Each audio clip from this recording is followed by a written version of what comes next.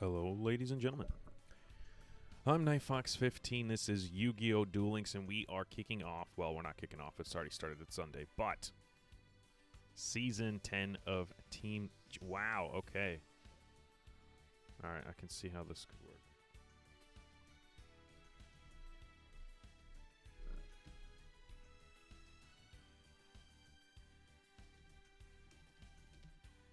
All right. Sorry, we're still shooting technical difficulties with the cool new software. And by technical difficulties, it's user error. But we are kicking things off here for Toon Squad versus Last Killers. Where's Shao's loser hype beast? Shao's had to work, trust me. I talked to him. He was my first reach out.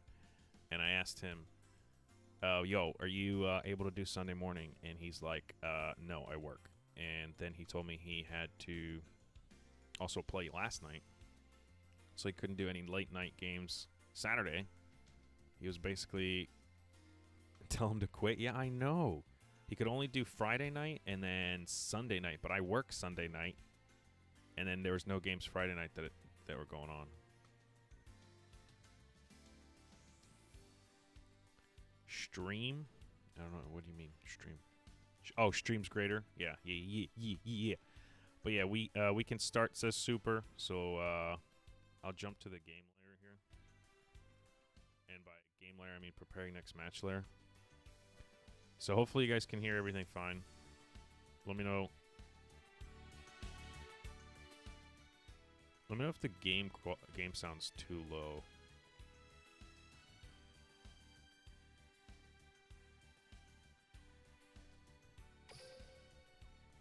Because I can't tell.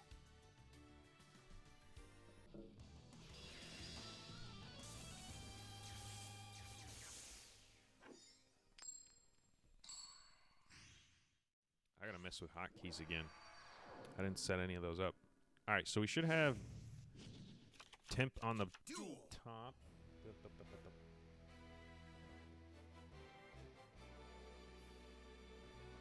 Cool. Alright, cool. All these stuff is so nice. So we have this new software that they're letting us, well, they're not letting us use. They gave us this new software that was made. And it's supposed to make... Oh, wait, I didn't enable which booth I'm in. Hold on. I'm in booth 5.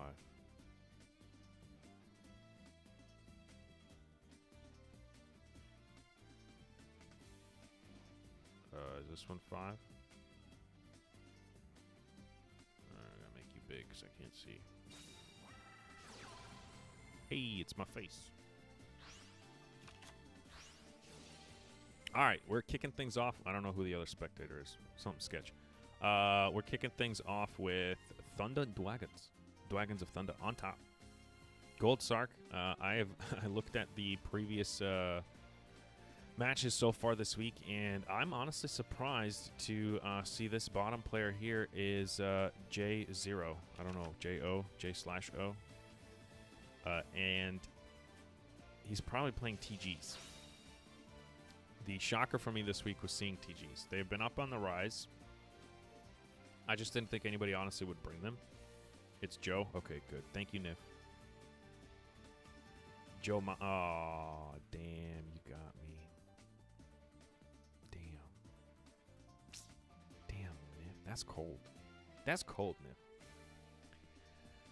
But yeah, the shocker for me was TGs. They've been on the rise. A lot of people have been playing them, getting cog with them, bringing them in tournaments, stuff like that. But I didn't think anybody would actually bring them into a Nifroth, true friend of the channel. Thank you so much for that follow. Appreciate you. But, yeah. Oh, wait. Did I just get debated? No. This is still TGs. Powerful Rebirth, though. That's a surprise. We're going to see just a triple set pass here with one Raiden.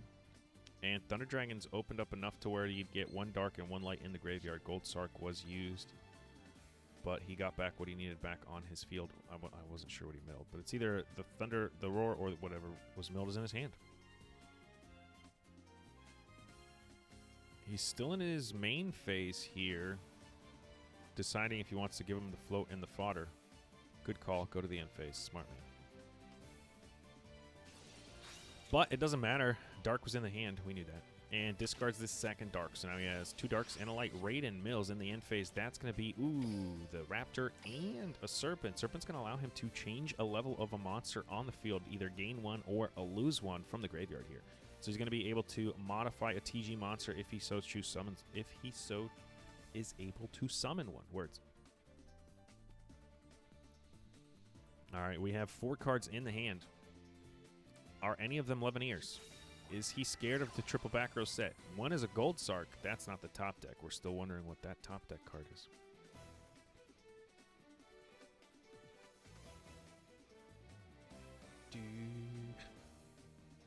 Nithroff is getting added. Can we both ban this Moo guy, Nith? See, Moo is an honorary Moo, if that makes sense. You can ban him, but he just comes back. It's weird.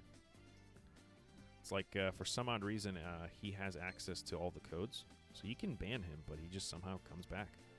He like spuds. Spuds? Buds. He like buds off. Oh, Anoheime's up here. Oh no, that's his emo. Not even a full-fledged Moo, just an honorary? Yeah, that's because it's like he just keeps spawning. Spawning? Spawning. Words. All right, we're going to see a Bouncer here, and Aurora's back on the field. He still has the fodder for it. Swings in, triple back row set, not afraid of it. Nothing has been used so far. No interruptions, no problems.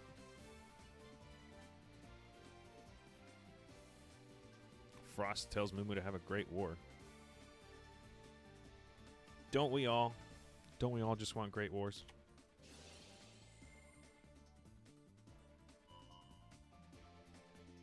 Canadia in the swing here. I don't know if that was, I mean, okay, breakthrough skill. That's going to stop the Bouncers, affect this turn, and bring back the Canadia. So this is going to allow him next turn to also utilize this, but he's not. It's not over. Survival's end. Is he going to pop the Bouncer as well? Is he going to choose to do that, or is he going to hold off? Because he can negate him next turn. He's going to pop him. He's getting popping. Popping, popping. Raptor gets summoned. Pops the Bouncer. Goodbye. 1 card, 2 in the hand. They run hand traps. We know that. Does he have any? Does he even have anything to deal with this? He's going to add a Serpent. TG Screw Serpent to the hand. All right, Survival's End has been burnt. We have a breakthrough skill he can utilize now, starting now. Can we all talk about how good this mat is? It's like, oh, I think the sleeves, honestly, are better than the mat because the square boxes take away from it. But I think this is one of their better mats and sleeve combos. And it was free, and it doesn't have a giant Yu-Gi-Oh! Duel Links on it. I think they've been taking a race. Ooh, Mills. It's double trap mill here. A Survival's End and a Canadia. The Survival End is a welcomed mill. He's not done milling. Another Morelia, 2 Morelias, and 1 Miscellaneousaurus. Yes, he's going to use Miscellaneousaurus' effect here. The store ones tend to be not as good, and ironically, agreed. And he's going to just bring out the Raptor. That's a 5. Is he going to start synchroing all the way up the ladder? It's basically free. No scary back row. Up the ladder we go. Yeah, and the store ones also are like gems and actual monies. I guess the only thing that the store ones do that the other ones don't is that they can change. So you're basically like buying a mat that has transitions. So you're basically buying 3 mats with 3 pictures. So it's like you're using 3 different mats. That's the only benefit I see to it. And we're continuing on up. 4 + 1, make a 5.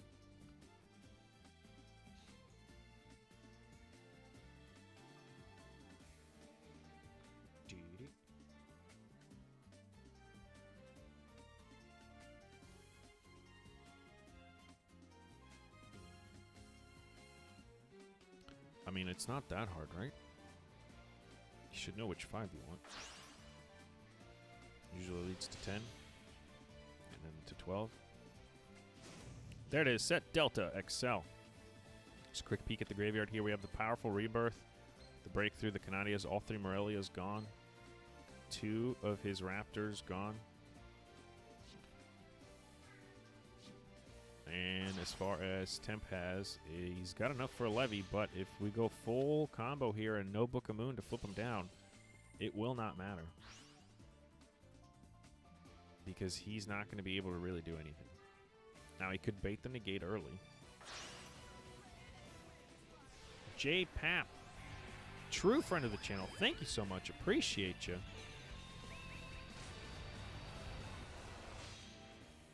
Thank you for that, Pavalo.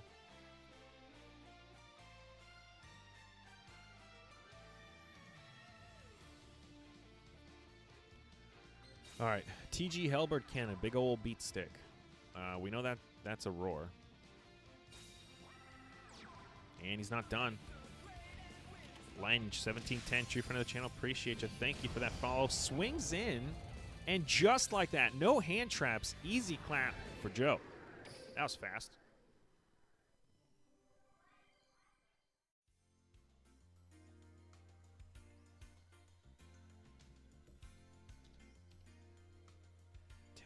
No.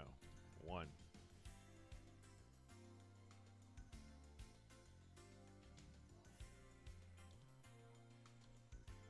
Jesus. Not 10. 1.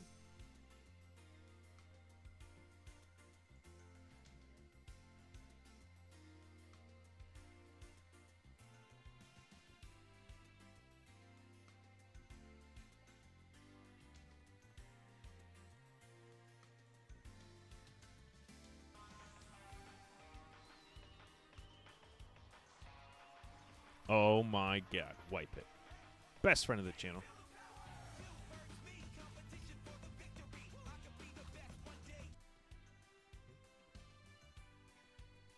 Thank you for that subscription there, Wipe It. Appreciate you. And I didn't get to finish the song, but it's victory.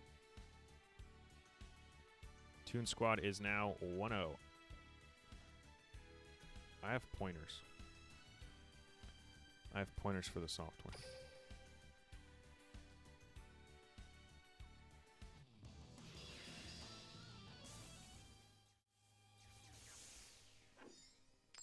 I knew that was going to happen.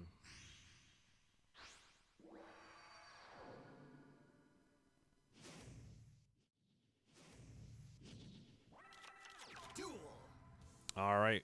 We now probably have a Harpies player or a Trimids player on the top here. 17, 18, 19, 20, 21 makes me think Trimids.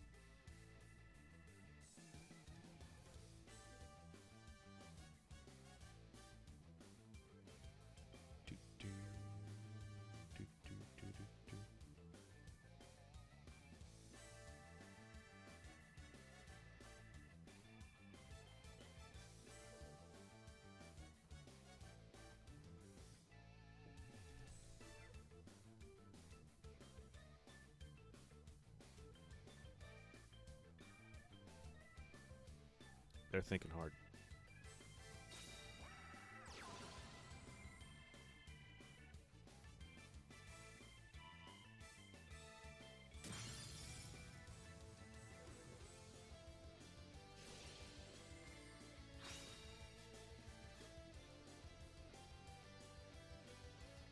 Hi, how are you? Mobile Ace, I am fine, buddy. Nice to see you again.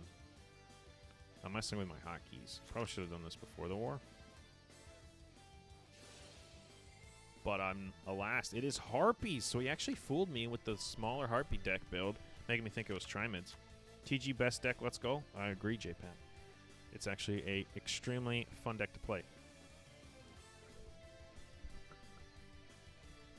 Mobile Ace, that is correct. We are we are seeing TGs versus Harpies. Toon Squad's already taken an early lead here. 1 game win over Last Killer. Harpy Lady hits the board. How many back sets are we going to see? Elegant Egotist is going to summon an additional Harpy Lady onto the field. We're going to see 1 set. We're going to see 2 sets. That's a substantial amount of sets. That's a phenomenal Harpy opener here. He's going to have at least 3 disruptions here if you count 2 back row and 1 slash Harpy slash Lady. He milled 2 Survivals Ends and a Fiendish Chains. Adding a Raiden. All he needs is a Dino. Does he have Malicious Source in the hand?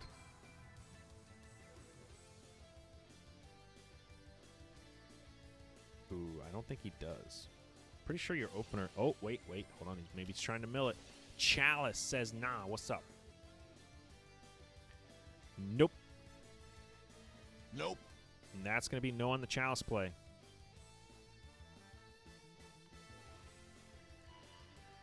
Pointers for the software. When you update their scores, like Joe gets 1, automatically make his opponent, whoever the other checkbox is, lose 1, and then automatically give the actual Toon Squad a 1 point. But I don't know. That might be complicated coding. He's going for the swing. Triple set here. 21-18 Swallow's Nest. All right. He's going to probably send it back. Yo, 3 back row. He is popping off. Because pop-off is considered 3 back row at this point. All right. Now, those 3 back row better be something good. He's already... We've seen Canadia from him. Now we've seen Fiendish Chains. This is a first. These are all polarizing Morelia. That's the word. He's going to go with Oracle here, adding back the Harpy's Feathers Rest. I don't know. I would have gone with Hunting Ground, but I guess if you don't have a summon, it don't matter. Nice God Hand. He did all right. Harpies did phenomenally well. We'll see here if Joe has anything to answer. Harpy's Feather Rest here. Malaria. It's definitely not malaria.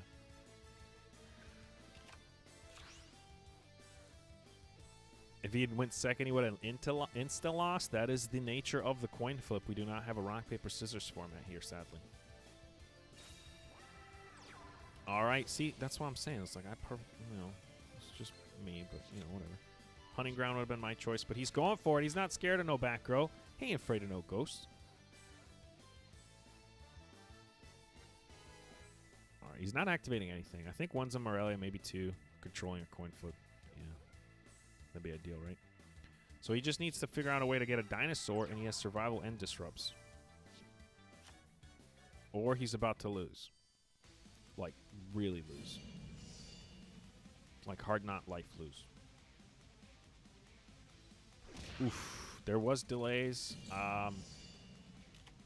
It's a Canadia, baby. Flipping down the big, thick Cyber/Harpy lady. I don't even know why I'm clicking on the cards anymore. You guys can't see the art. All right, we're not clicking on cards anymore. That saves me time, I guess. Flips back, sends his own Oracle back to his hand, so he's not even going to do additional damage here. He's just going to let it stand at 26. It is 1 swing away from lethal with Hyper from a Cyber/Harpy lady. Oh, I thought that said DLM Gaia. I'm like, they got a Gaia emote now? And then I look over and it's Gia. I'm like, that's not Gaia. That's Gia. Rex Cruz, welcome to the stream. Toon Squad here has an early lead. I say early because it's literally 1 point. Canadia getting activated from the graveyard. That is going to give him a normal monster on the field, so he is able to utilize the poppies.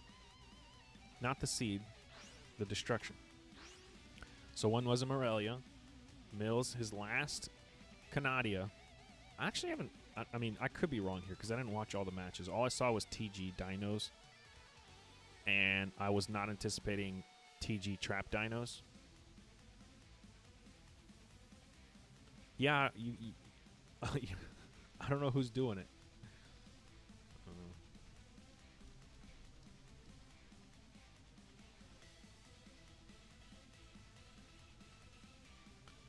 But we're seeing some decision making here. I don't know if he has 6s.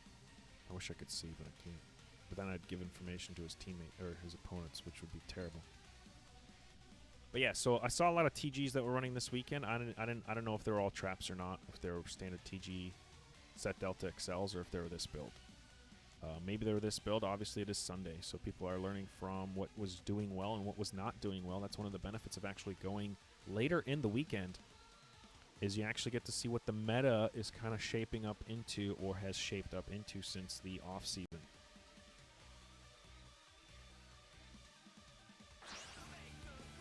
Queen Mimi, true friend of the channel. Appreciate you. Thank you for that follow.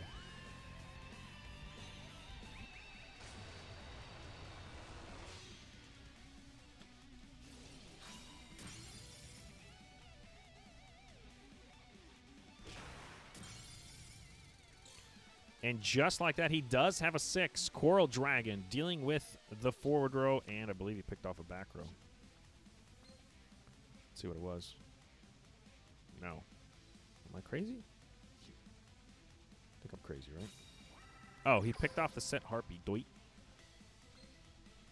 Ooh, that sucks. Chandler, phenomenal opener here. 3 cards in the hand. He's going to let it go through.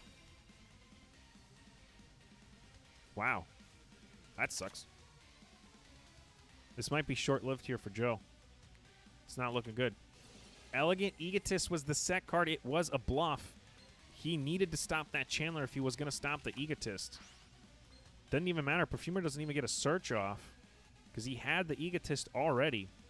So it looks like he's running 2 Egotists, and everything else that was searchable was already been used or is in his hand. That's a Cyber Slash Harpy Lady. This is looking like it's game.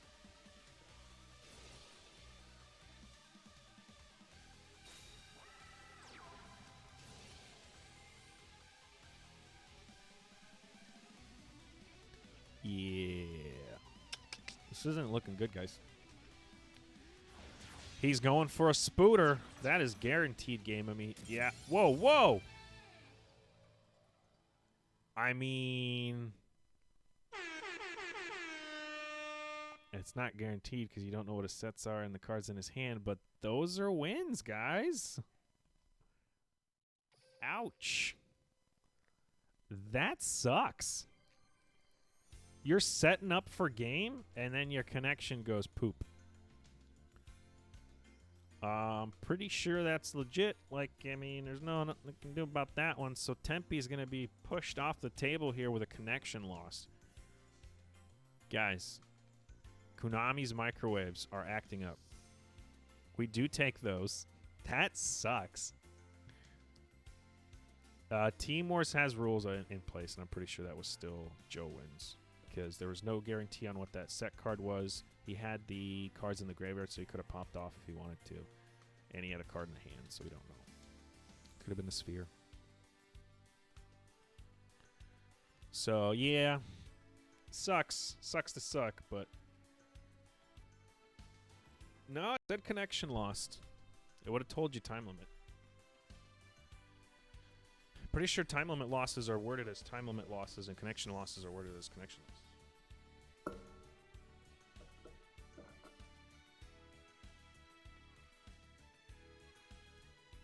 Okay, well, Hype says it's time loss. I'm going to listen to him because he's on Toon Squad, right? That makes sense.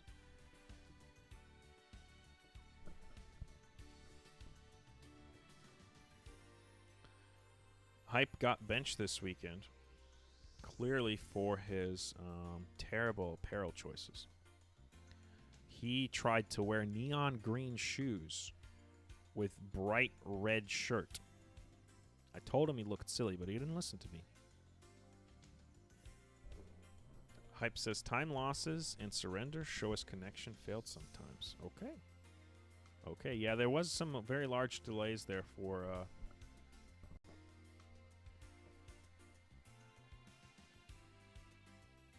Rex Cruz, there he is. That's the second one. So we're going to... Kamatachi, what's up? Welcome. We're going to go with it was possibly a time limit loss. And by possibly, or I'm being told it's probably definitely a time limit loss. There was some serious delays there, so I'm not surprised by any means. Sucks to have lost that way, but it is the nature of the game. Your timer is something that you have to pay attention to. All right, we are starting the next match here, folks. We have a new player to the table. I wasn't paying attention to who it was, so I'm about to find out. Let's see. It's Sin Mavis. And we are...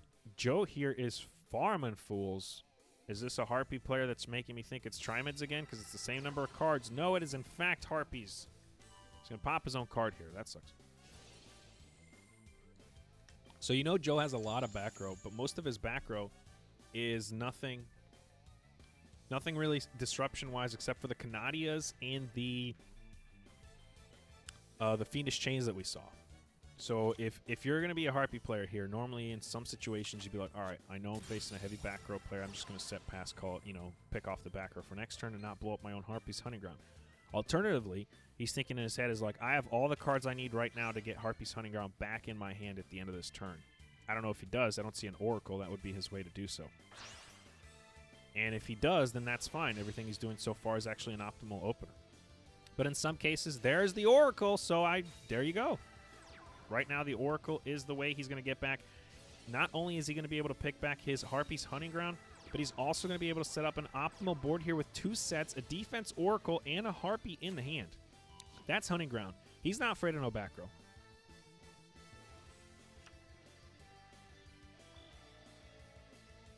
Tiresome arguments and you're chilling? Well, welcome to the chill stream. We got ourselves a nice friendly competition here between Toon Squads. Week 1, Season 10 of Team Wars, and Last Killers. It's Forbidden Killer. I don't know why there's no S. I feel like it should have an S. Forbidden Chalice is going to stop the Serpent from... No, never mind. I don't know what he's doing. Oh, okay. He's doing that. I was like, the Serpent doesn't have any effects on the board right now. But he just wanted the bounce, baby. Bounce. Get out of here. He's going to boost his own Oracle, negating her effects. Not going to really do anything. Double set here. Doesn't want to negate his own Harpy Lady effect. That would have been not smart. And we already know that he has the hunting ground back in his hand. Does he have any Harpies to summon alongside of it? He does now. He doesn't have a need to use Cyber / Harpy Lady's effect here to bounce on his opponent's turn. So he is utilizing it to give back his own Oracle, which is not only going to give him another add back in the end phase if he so needs it,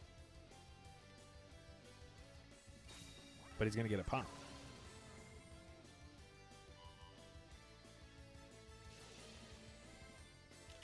That's salty. It was, in fact, a Canadia. Switching down the Oracle, preventing a lethal play here. If he switched down the Harpy Lady, it wouldn't have done squat. He would have just flipped summoned her back up. And another set here. So the pick was actually good here. The benefit was the fact that he was picking a Canadia, which he could use. So if he picked off something he couldn't use, then you could end up burning both your back row. Starts the swing. There's a delay. We haven't seen any hand traps from Joe yet. Decides not to use whatever that was causing the delay.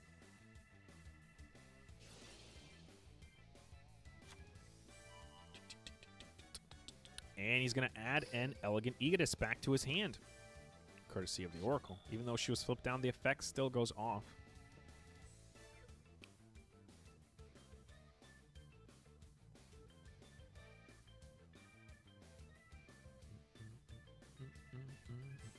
Honestly, if I were a rooting person, I'd be rooting for Sin here, but Sin's board is a lot better right now as far as board state goes than Joe, but Joe could bring this around. He's just going to have to figure out a way to flip the Harpy down and deal with 2 back row sets. Or get rid of the Harpy. This could be one way to do it. So in the main phase here still, he's going to go with the Morelia. Milling most likely a Survivals, and he didn't open any of his starters here. We saw a TG Screw Serpent, so it's not even a starter card. He could have gone, well, technically it is if he had the rank 1 in his hand, the Raptor. He could have started his chain up the ladder.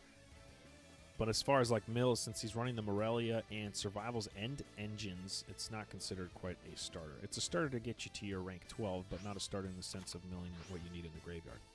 So Morelia is going to be sending the Survivals end here to the graveyard, and that's going to summon a Canadia in defense position. And he's going to set one. And he's going to summon a Raptor in attack position. Okay. We're going to have to double check Oracle's defense. I think it's 12 Hundy. It is 14 Hundy. And Hysteric Party in the end phase, dumping the Egotist. That's going to get him popping of the back row here. Let's go Toon Squad. Well, they're about to fall a game, I think.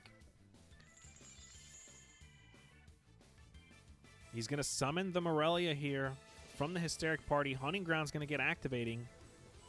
It's going to pop whatever that back row is that he just set. Perfumer's going to add to the hand. Ow. Cramp. Adds another Hunting Ground here. I guess he has nothing else to add. Oh, never mind. He's got double add. Harpy's Rest also coming to the hand. And destroying a Morelia. So it was actually a bluff set. It wasn't even a good set. Now, there are no chances for him to really, I guess. It's not over for Joe. He has the Survivals in the graveyard, which was going to allow him to pop his Raptor and allow him one pop on the field. He's going to have to pick wisely here because all his other monsters are in defense and it's 0. So obviously if he leaves this board state, he might go into a Sin. Goes for a Harpy's Hunting Ground. That's going to activate Cyber/Harpy Lady's effect here. He's going to most likely target the Raptor to try and send it back to the hand. That's going to most likely cause him to trigger the Survivals End in the graveyard. Popping his own Raptor, and he's going to pick off a card on the field. What is it going to be? Most likely the Harpy Lady. Yes, indeed. Now he's going to be able to make another one here, so this isn't actually as detrimental as you would think. It's actually not good still. Flips up the Oracle. That's 2 4s on the field, baby. Let's get Fusion Synchroing XZ? Anything but Fusion. We can Synchro or we can XZ.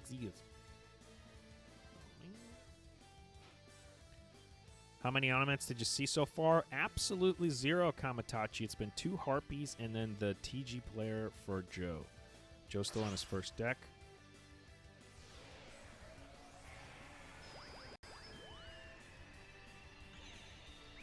Sin is just brought to the table on their first deck. And it's Harpies. Feather Rest. Doing Feather Rest things.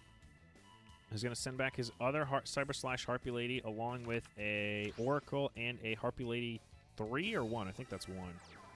That's going to be a Summon of the Perfumer and a set here. There's no way I think Joe comes back from this. I think this is a Sin's game. With as much back row as we've seen from Sin, he consistently has disruptions. I think Fox is aware how much time I'm fed up of them. Yeah, I think a lot of us are. In some hindsight, I don't mind having a deck that's so powerful, that's easily obtainable, because it allows a lot of players that normally wouldn't be able to get like a high-performing, high-level deck, because it's not a hard deck. It's pretty much a helmet deck. You just have a few things here or there that you got to get over. And it brings a lot more people to the table, right? So it allows them to be competitive and not be at a huge financial disadvantage like you had with Kokai Miru's, Six Samurai, Karakuri. Those were like expensive meta decks. So I actually don't mind it. And when you get tilted on the ladder, if you're playing something else, you could always switch to the best deck in the game because you probably have it. Again, easily obtainable, and then just pick away at your ladder opponents just to get untilted. I do that sometimes. If I get too upset playing and I'm losing so much, it's like, well, I should probably play something that doesn't lose so much, huh? And then you get happy again, and then you switch to your bad deck, allegedly, or your not-so-good deck. That's going to be a Chalice. He's hoping to pick off some back row. Harpy Lady's going to chain to the Chalice. That's a good buy, rank 5. Sorry, level 5. Kokai wasn't expensive? I always thought it was. Yeah, well, that's the only one that was good. Nah, that's not true. Bling was definitely expensive. Number 1 player in the KC Cup when Kokai Mirror with Bling was a thing said he spent $2,100, I think, $2,100 to get a prismatic core. It's a powerful rebirth. We saw that in his game 1, and it's going to pay off here. Does he have any Survivals Ends left, or was it just the one? No, it was just the one. But it's going to allow him for a Morelia as well. That's going to protect him. Yeah, I think he's done. It's not going to protect. Oh, TG Screw Serpent. Never mind. His board is safe. I was going to say he's fine, but TG Screw Serpent's effect still gets to activate off the powerful rebirth. But a treacherous trap hole? What? Nope. That's going to be game. Joe is going to take his first loss, and Harpy Lady is just going to go insult to injury here. The previous Harpy Lady activated effect. This one had not. And that's just an open field. Unless this man has some hand traps, he is donezo. And just like that, Mavis beating out Joe. Nice job. That's going to put Last Killers on the board.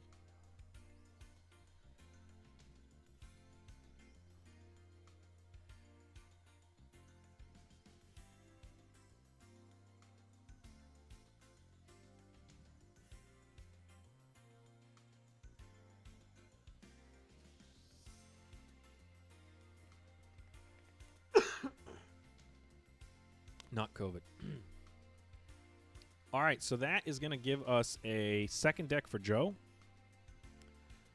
Mavis was able to put a point for Last Killers on the board here. Now, Last Killers is one of the new teams to Team Wars. I don't know if it's new or if it's like rebrand new, because I don't recognize too many of these players. I know Emu and Mavis, but that's kind of it. I don't recognize Ko and One, and I think I recognize Temp. So I don't know if this is one of those rebrands or if it's one of those completely new teams for the season. Both times is versus Harpy, says Hype. He went second. Hype, of course, is a member of Toon Squad, so he's going to have a very biased opinion here. And we're going to be seeing Joe come to the table, back onto the table, I should say.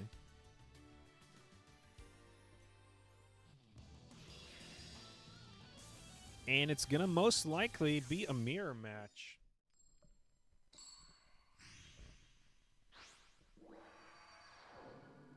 Are we going to see a mirror? Sin's on top still. Joe's on the bottom. Harpy's hunting ground from both players. This is a one-card beefier Harpy build from Joe. Popping both hunting grounds on the board. We already know Sin runs another hunting ground in his deck, so this is not much of a setback here. Does Joe? Swallow's Nest. Oracle's going to give back his own Harpy hunting ground, of course. Why not? That's going to give him an Oracle. Oh, sorry, a Chandler. Chandler's going to be dumping. That's going to be dumping a Harpy Lady. Harpy Lady's going to be summoning. That's a Perfumer, baby. We know the full combo of Harpies at this point, right?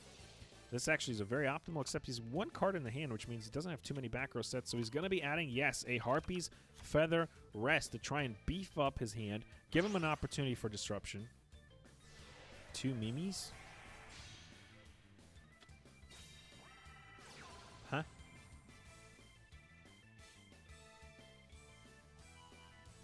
I guess we're talking about chat stuff. Let's go, baby. There it is. Harpy's Feather Rest is going to be +2ing into the hand. One set. You've been copied. Ah, Queen Mimi and Mimi X. Kim. Kun.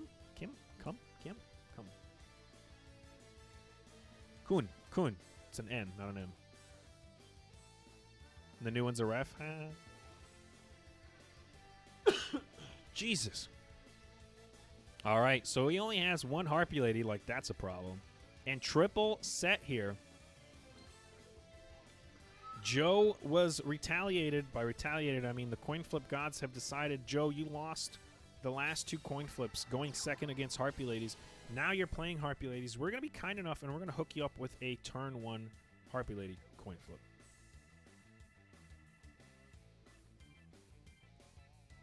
Is this going to be rewarding? Hopefully. Look at DMs before next game. Hero sliding into my DMs. What's new?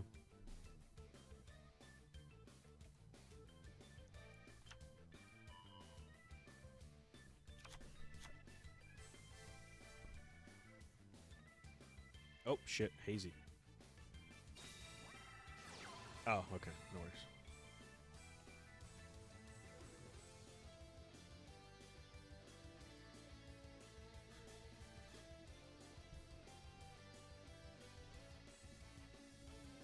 All right, boys, your eardrums are about to get blown off, all right? So give me a second.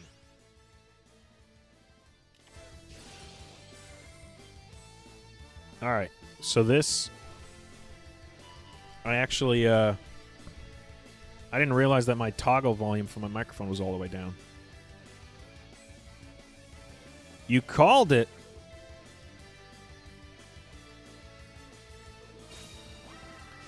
Swallow's Nest, baby. How's the volume now, folks? Let me know. I was wondering why all my sound volumes... You're helping. Yes, you are. I was wondering why all my volumes... Because I have a meter. I have a soundboard and all that stuff. And all my meters were not in the same levels as they usually are. And I didn't realize that in OBS I had the volume slider all pretty much halfway down.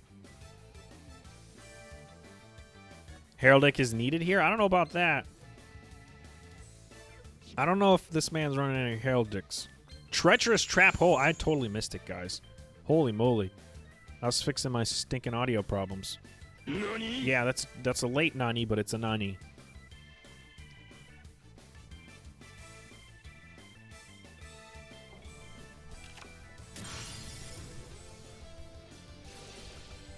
He does have a quick play.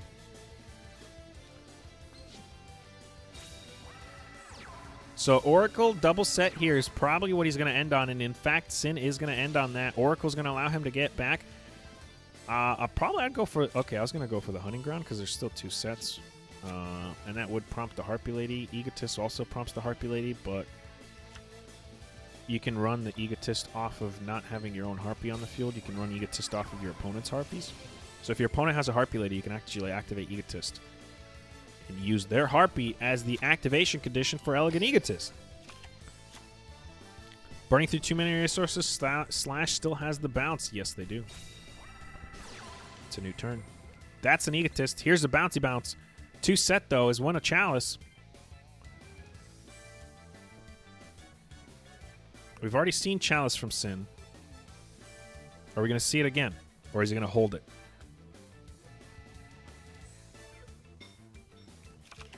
All right. Redfin20, true friend of the channel. Appreciate you for the follow. Thank you. Da-da-da-da.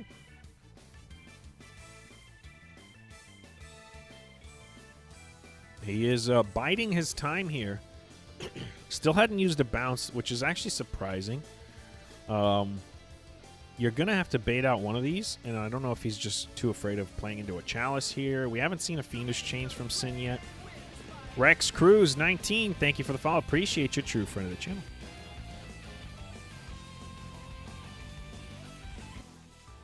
And we're swinging, baby, just like that for delays, I think. I guess he's trying to bait something. He's gotten a delay read. We don't get those. Like, we can kind of guess, but we don't get the same reads he does. So maybe he was swinging in like this to see if there was a possible battle trap. It's a treacherous trap hole. What? Nani? Oh, no. Oh, no, no, no, no. Oh, no, no, no. He's going to bounce his own Perfumer here. And his Harpy, Cyber Slash Harpy Lady, is going to fall victim in a Hysteric Party, which we saw last game, discarding the Chandler. And with that, summoning, most likely back the Chandler as well, because you can use the card you discarded. A Perfumer, a Chandler, and an Oracle, baby. That's going to activate Oracle in the end phase, Perfumer in the end phase. He's going to get a +1 here and a +2 off the graveyard here with the Oracle effect. Oh, man, Joe, bro. It was looking like it was your game to win. And then you lost. Well, actually, I'm speaking too soon here. Speaking too soon. So we've seen 2 Tretches, both players running Tretch now. This is, I think, I don't know if I saw Sin play Tretch last game. What a hand, I know. Well, right now, he's going to be able to Synchro here. Getting rid of one of these back row in the process. Keeps the Oracle on the field. Oh, sorry, the Chandler on the field, so he could still use Chandler's effect if he so needs to. That's 1 pop. I don't know if I would care if anyone's playing No Spice. I mean, this isn't already one of the most exciting meta matches we've seen, so I'll take it. It's a Book of Moon, baby. Is he going to get bouncing? Honestly, I wouldn't. I mean, maybe if you're only running 2 Cyber Slash Harpies, which most people are, yeah, I'd probably bounce my own Cyber Slash Harpy in this instance so I could resummon. So, yeah. TTH, last game that won him that game? Yeah, okay, good. So he was. We did see it. That's going to be Chandler's effect. That's going to be Hunting Grounds effect. That's going to be popping. That's going to be Oracle effect. We're going to be getting popping, and Oracle. It's a breakthrough skill. Everybody's running this card, and by everybody, I mean a lot of people running this card. I kind of think it's underwhelming. Not going to lie. I think it's meh. Meh at best. I think it's just meh. Doop, doop. Doop, doop. Boom. That's the Cyber Slash Harpy Lady that he sent back with its own bounce effect. It is meh? Yeah, I'm just kind of meh. Just kind of meh about it. Ooh, that's game. Oh, there's no way. Joe's done. Oh, no. Oh, no. Oh, it's over. Play the sad trombones.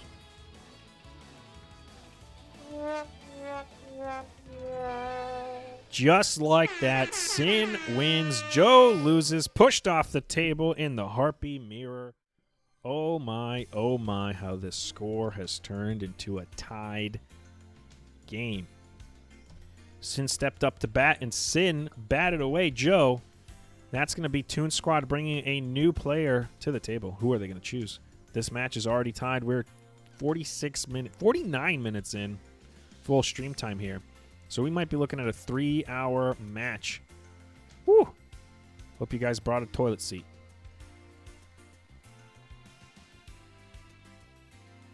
So just like that, folks.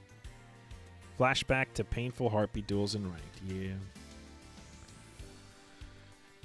Mirror duels? I mean, I'm hoping to see... Like, I mean, what do you bring to Harpy Mirror?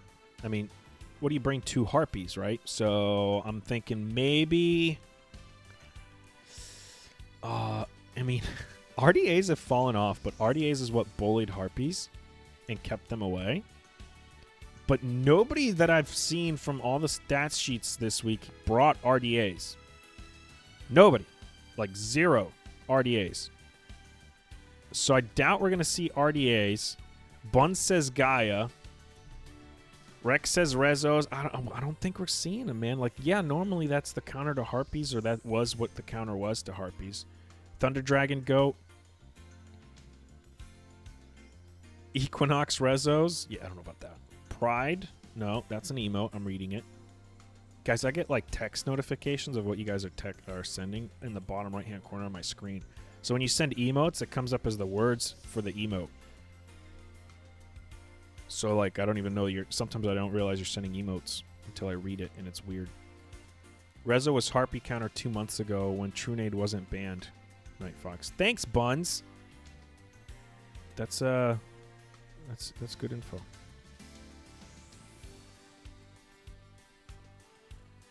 Hey, I didn't pay attention in the off season, okay? I just came back in the main season. Best deck, says Rex, is Thunder Dragons in this format?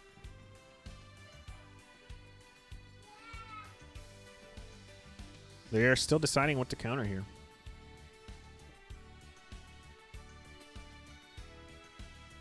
Buns with the knowledge. Pope! Aw, man, I gotta be biased now. Shit. Dang. So, Toon Squad sending in the Pope Master. And I am, full disclosure, going to probably be biased on this casting because Pope is my Clan Wars teammate. And I know this is Team Wars, right? But he is my Clan Wars teammate. And Pope is a phenomenal player, in my opinion. So, bias casting incoming. I've warned you guys, okay? So, full disclosure, you guys got to know. So that way you don't think I'm playing favorites. You do know that I'm playing favorites. Because I'm letting my cards out on the table.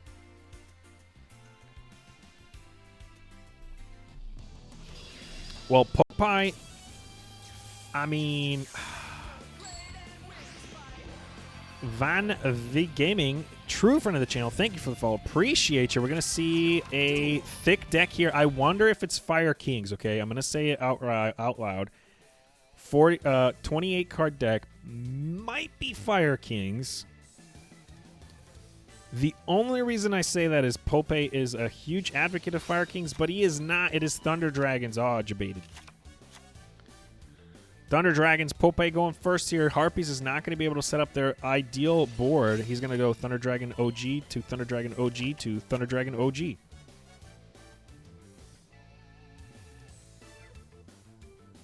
Toledo?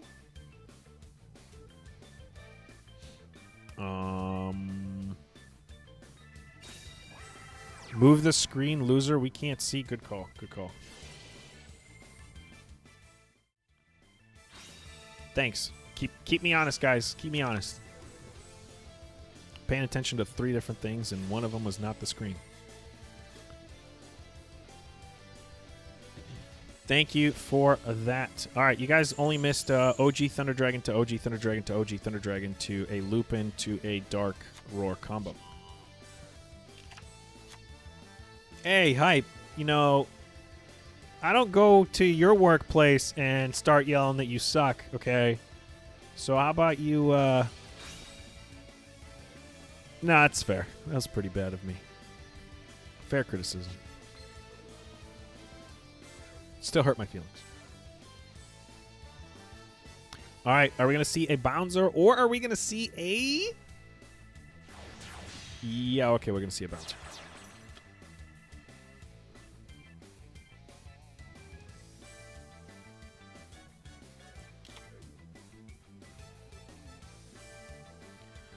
All right, we are definitely in a situation here where harpies don't benefit from their hunting ground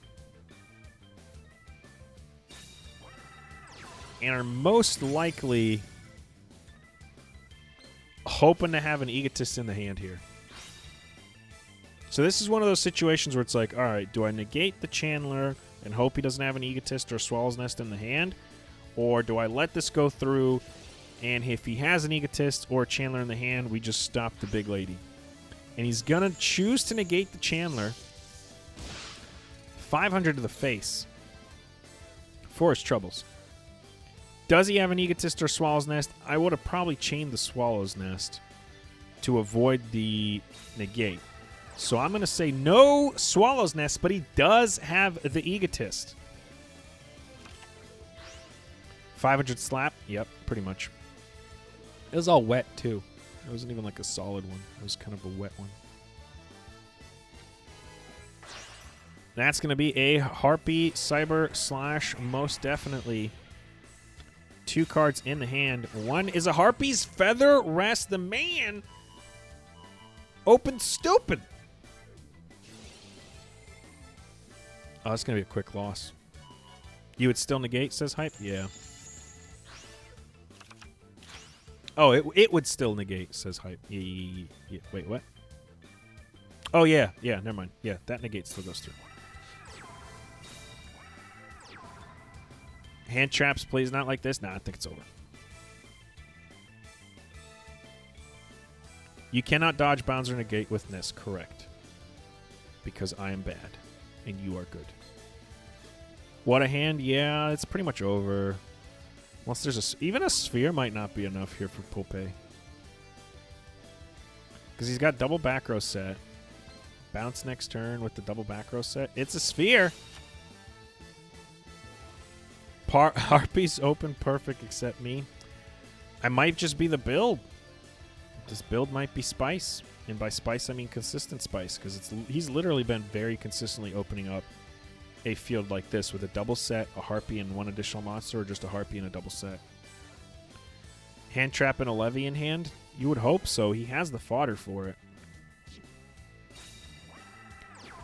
That's a back row card. And that's the battle phase. And does he have a spell card to get bouncing? Save his Harpy lady? Whoa, he does not. But does he have a Hysteric Party? Or is it Hysteric Party? What's the party card? No party card. Because he doesn't have enough in the freaking graveyard to activate it anyways. Konami said you won too many games. Oof. I was playing a deck from DLM and bricked along because RNG. Yeah, that's pretty straightforward. Triple set here. Is this going to be Lupine Beatdown?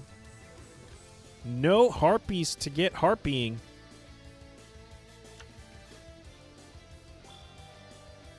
Oh, snap. I mean, do you save the Levy at this point? I feel like you would save the Levy.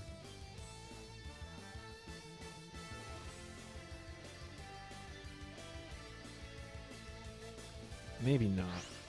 Okay. Pope's going for it. He's like, that's too many back row. I don't like it. 11-year effect activating is going to deal with 2 of those unless one's a Chalice, but then in that case he gets a swing in for game, so don't stop that one. It's coded to the game that you brick on rank ups? Pretty much. Whoa, what? What? I guess the other 2 are good. All right, yeah, the other 2 got to be good, right? Bruh. The other 2 back row are good. That's what we're going to go with. He needs them to survive. He can't have his other back row get picked off. That's going to be a dark. That's going to be a negated Levy. Herfy, true friend of the channel. If that's my Herf, it took you long enough, bud.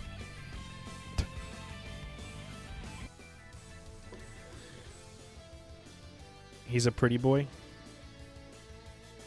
All right, those 2 back row must be real good. That's going to be a tribute for 2 5s. Let's go. You didn't realize you weren't following? Wow. Feelings hurt. Herf's also my Clan Wars teammate, so also bias casting anytime he's playing. Yep. Keeper of Genesis. That was expected.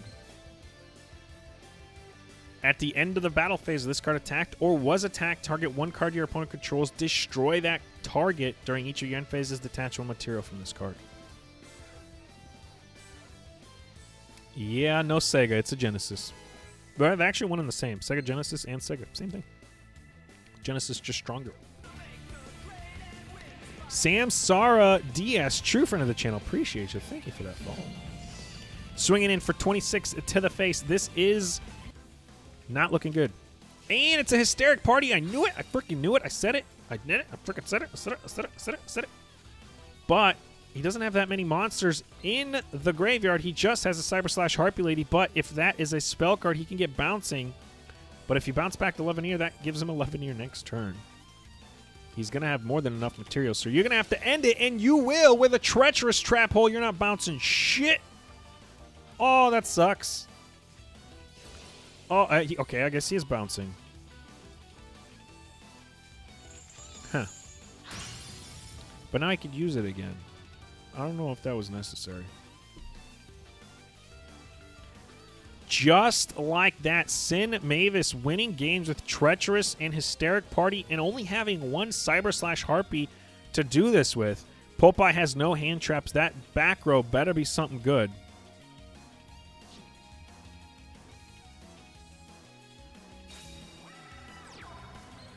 It's a Perfumer.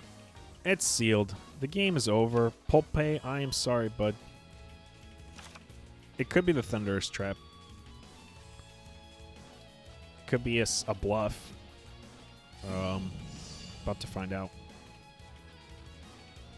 That's exact lethal on board here. Rex says he has 100 Thunders. We're about to see some 100 Thunder. That's going to give him a roar. It is. Let's go. I give him a roar, and does he get 1 or 2? I can't remember. 1. All right, so I'd definitely pick the roar. Okay. Oh, I was looking at the wrong pile. Oh, he's going to bounce his own Perfumer back. I was looking at the Banish pile, not the junkyard pile, the graveyard pile. Whoops. Misclicked. That's going to give him all 3 Thunder Dwagons. Let's go. That's not lethal, baby. I guess to follow up NightFox? Yeah, he's going to want to follow up there because he's not going to be able to swing over them. And it keeps him from having a monster with low attack position on the field for no reason. That's a duo. That's a good top deck, baby. That's going to give him a search as well.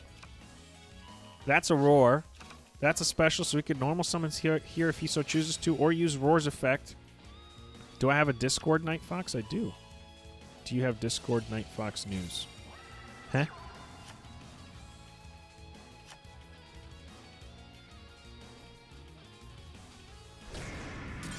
I have my own Discord. That's what you're asking for.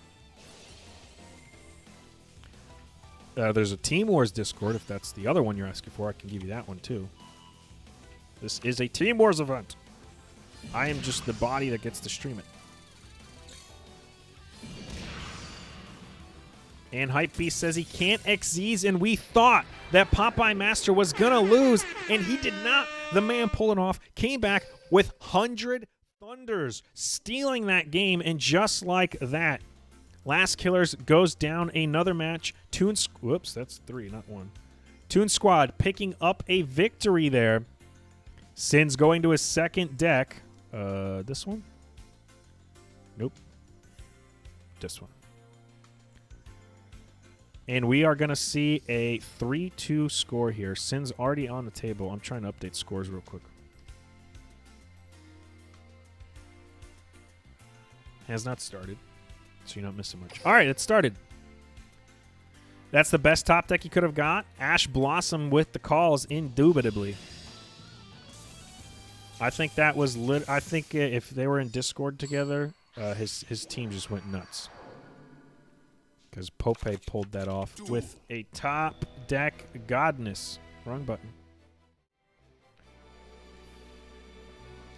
Now that's a game you enjoyed. Yeah, buddy. Love this duel. Oh, straight pass. What? Is this the mirror? Ew, wait, what? Oh, Fire Kings, and it's not by Pope. What? Oh, guys. Guys. It's Fire Kings. Sin's second deck is Fire Kings. Arvata swinging in for 19. Sphere Creevo could be negated. Is it something he should have done? No! Oh, if he has a loop-de-loop dragon, he's going to get it. Or a loop-de-loop bird. Is he going to pop his bird?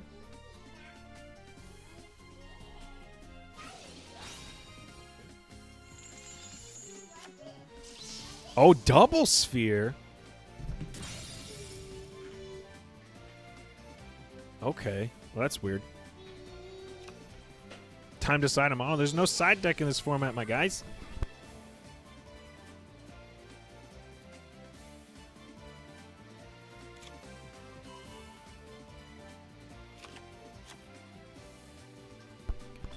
So he didn't have Fire Chicken, or if he did, he chooses not to Fire Chicken at all. He's choosing for the follow-up with Barong, and that's going to be one set as well from Sin, and a double set from Popeye. He is not opening up well.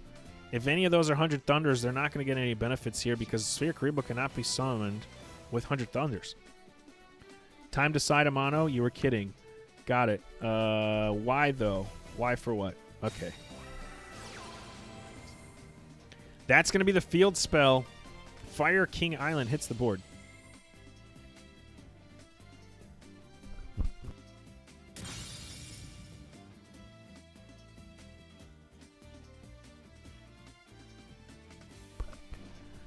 That's going to be a Sacred Phoenix Omnip for an Arvada search. That's 2 Arvadas on the board. He's going to be shy of lethal. Why the double sphere? Yeah, I was wondering that myself, unless he's going for graveyard fodder. Maybe he has Levy in hand.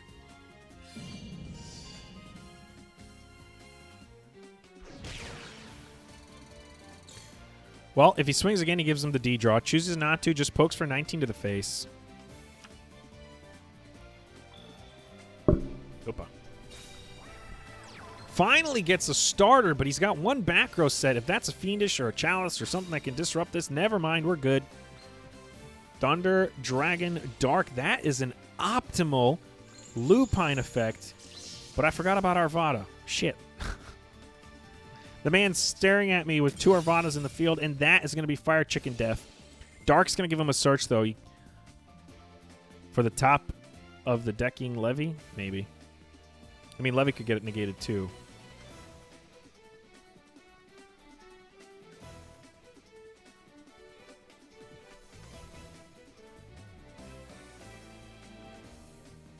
Man, Pope is probably kicking himself right now. I don't disagree with you, Rex. We can ask Pope after the fact. Hey, Hype Beast, ask your boy why he's double sphere, and people are wondering.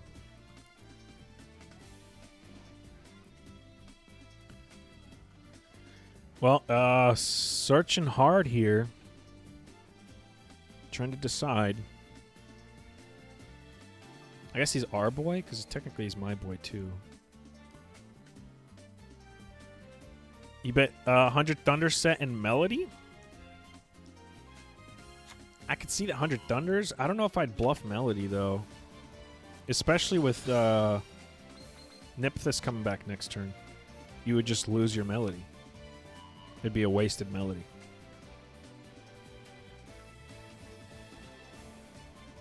All right, so he adds The Roar discards the Roar, adds back the Dark. That's a Lupin in attack position. There's the Nepethys. So it's gonna. If this is Melody, it's waste. But to find out.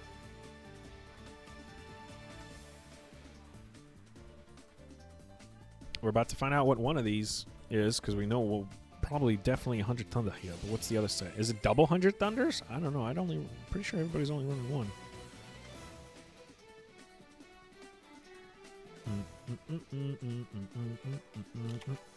There's the 100 Thunder. So he's going to have a float option here. It's a Book of Moon. Let's go. Flipping. I mean, he's just going to flip him back up.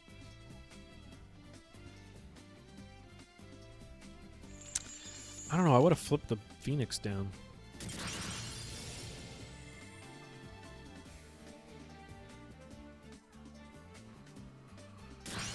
Blows up the entire field, courtesy of his own card.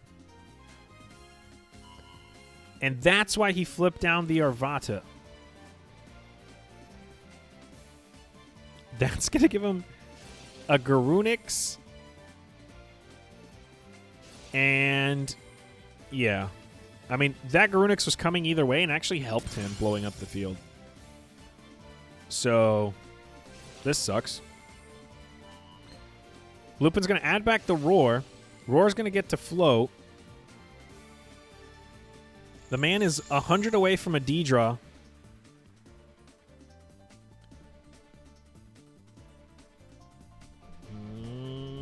I don't know. I think Popeye's in a pinch here. I wouldn't call this a good matchup for him. Like, he didn't open... He literally only was able to play come turn 5. This is Popeye we're talking about. Sin was able to play right off the gate. So he already had a 5-turn advantage, more or less.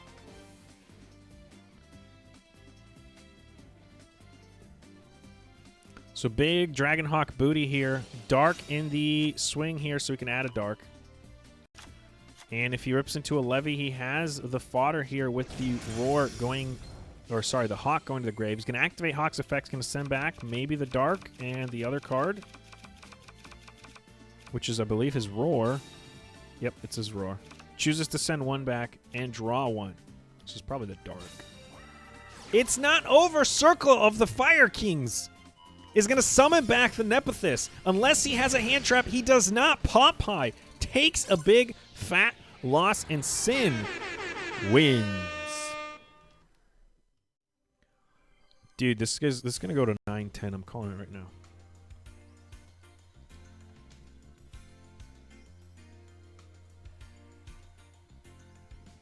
Dang, Popeye. Popeye. So that's going to give Popeye his second deck. Unless he chooses... Nope, he can't. Never mind. So both players on their second decks. Bad draw, says Rex? Yeah. Bad matchup. Yeah, honestly, it's just a terrible matchup.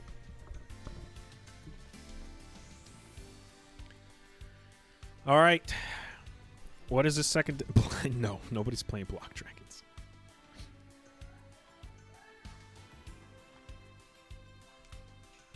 I'm trying to think what his second deck would be. If you play Thunder Dragons, what's your better? Because the weird thing is it was Harpies and then Fire Kings for Sin. So it's not like he knew he was going to face Thunder Dragons, right? Popeye asking Sin to go easy on him. He'll do his best. Sin saying hello and ignoring him. Oof.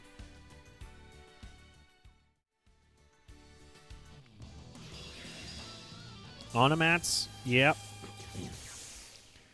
It is going to most likely be Onomats here. Vampire. Yeah, you wish. This is not Shao's team, right? Shao's is at work. And even Shao's played yesterday, and the man brought Onomats.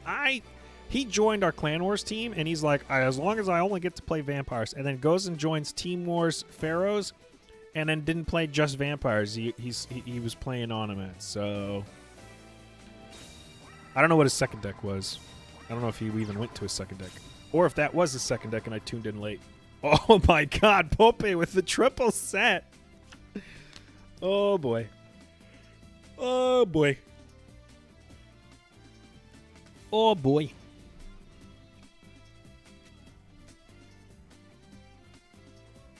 Triple set from Pope. Again with an unoptimal opener. Or this is optimal. Wow, Fox, just throw him under a bus, why don't you? Of course I will. Shouz is my budskis. It's an MST stopping the fire formation Tenki from getting a search off. Is it Onomats? I'd bet so. I don't know why it wouldn't be. Nobody's really running the bluffs anymore with whatchamacallit. What's this dude's name? Human Astral. They do now. They do now. Yeah, they have a tendency, if they're running the back row heavy Onomats, they can run into a brick. But even a back row heavy Onomat's not a brick, because as long as you have triple set, you're not really bricked. But yeah, Pope, man, he's getting lousy hands. His top deck was good when he beat Sin's Harpies, but his startup hands aren't that good. He's like a slow roller. Just straight pass. Sin most likely also himself running hand traps. Well, actually, Pope is probably not running hand traps anymore because he's no longer Thunder Dragons. But Sin is probably running hand traps, so he feels comfortable in this, and he's not expecting an OTK here. Oh, no, Mats? Yeah, buddy.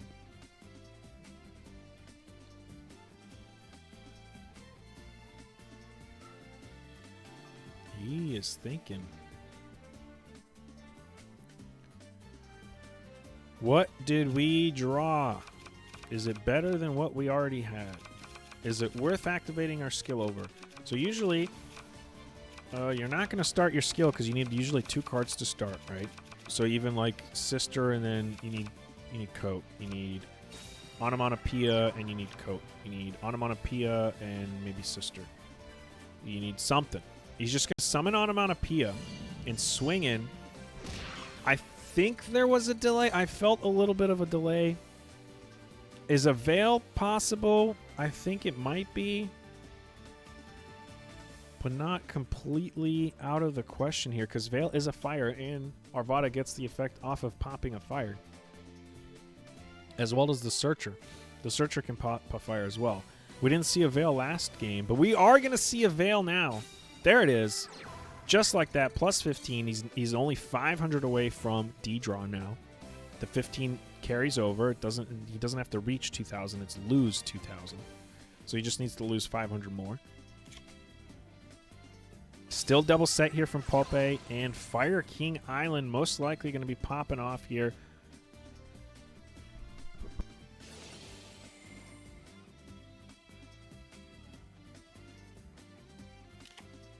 MST. Okay. Stopping the Fire King Island. Blowing up the Veil. That's one of those things where it's like, do you hold it, wait till his board's full, but if he goes into Fire Chicken, then you're only benefiting Fire Chicken? Do you stop the search? Onslaught of the Fire Kings! No! You helped him! No! Nope. Bro! That sucks. This back row better be good. Book of Moon, one time. Bomb, baby. Bomb, baby. Kamatachi says Popeye gets stupid hands while the others draw perfect. Yeah, they're pretty strong openers.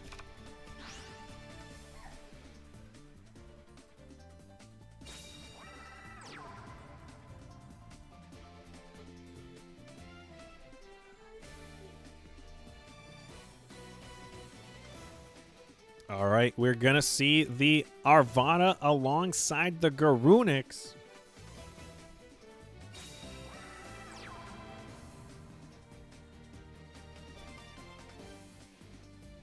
He's swinging in here. This back row better be good.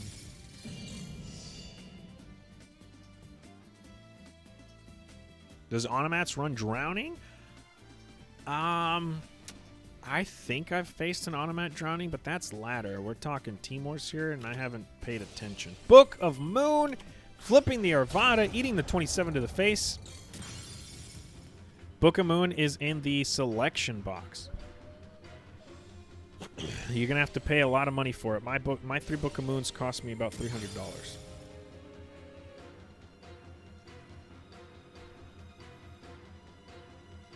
It's in a selection box, which are currently out now, and I think the sale ends for the selection boxes here in a week or two, if not this week. You got a copy with gems, and that's it. Yeah, I have 3 on 2 of my accounts. 2 of my accounts have 3 Book of Moon. One of my third account has 1 Book of Moon. Sister finally uses Onomatopoeia. He's not afraid of no back row. Or maybe he should be, because that's a big-ass delay. No hand traps. Never mind, that's a search delay. Bolt's going to take care of that back row. Does he have a coat? Swipe the back row.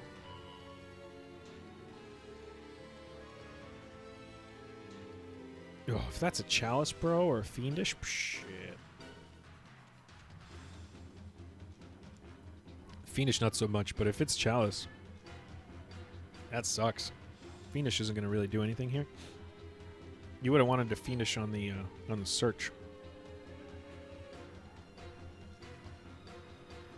Deciding on what it is. It could be a circle of the Fire Kings, maybe. Trying to get the pop and then the resummon. It is a circle of the Fire Kings. He's going to get the tribute and the pop. Arvada's going to stop. No, Arvada can't do shit. He's got no cards in his hand.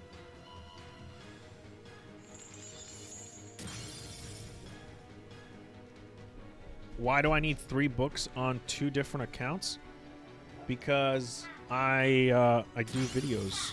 I get King of Games on 3 different accounts a month.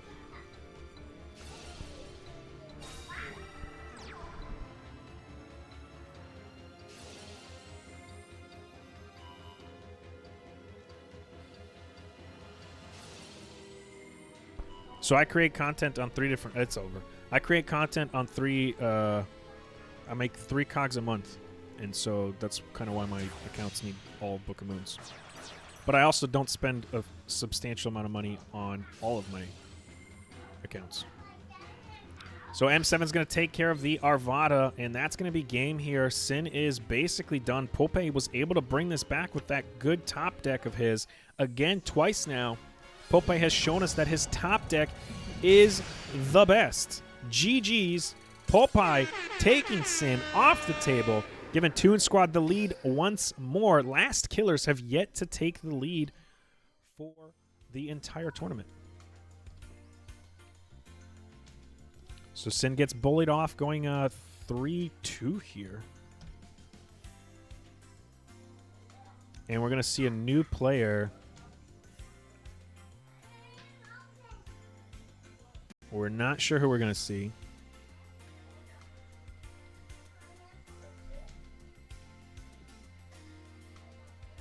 Imagine the team chat. Oh, bro. They're definitely going ham.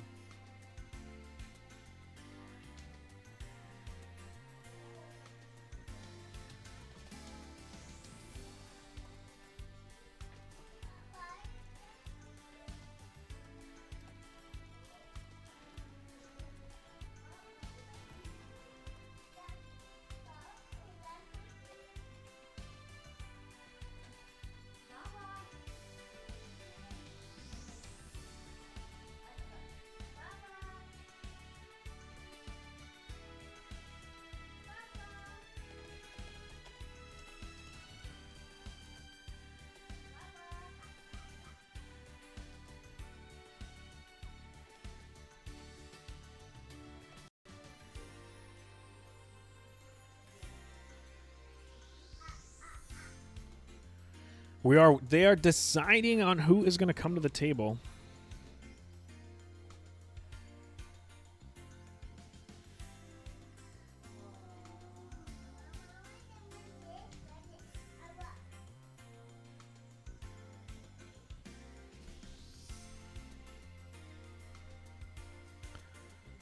Good job on Popeye with his top decks.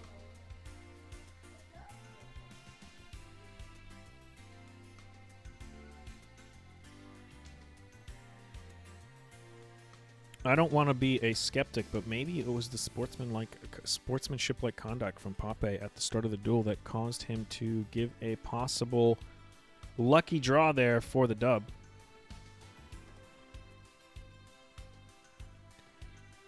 Or it could literally be...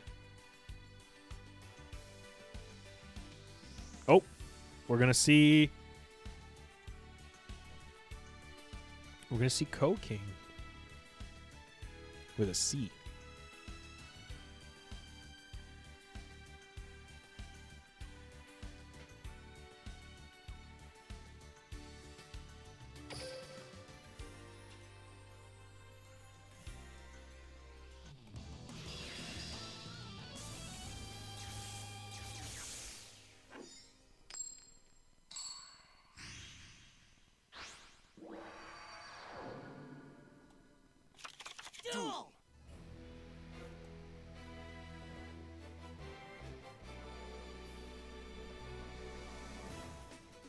None of my macro buttons are working. All right, Co-King, 17, 18, 19, 21 cards. Yami Yugi, is this guy a straight pass? I think this is Gaia and he's straight pass. Gaia does not brick, guys. Since when does Gaia brick? If this is in fact Gaia.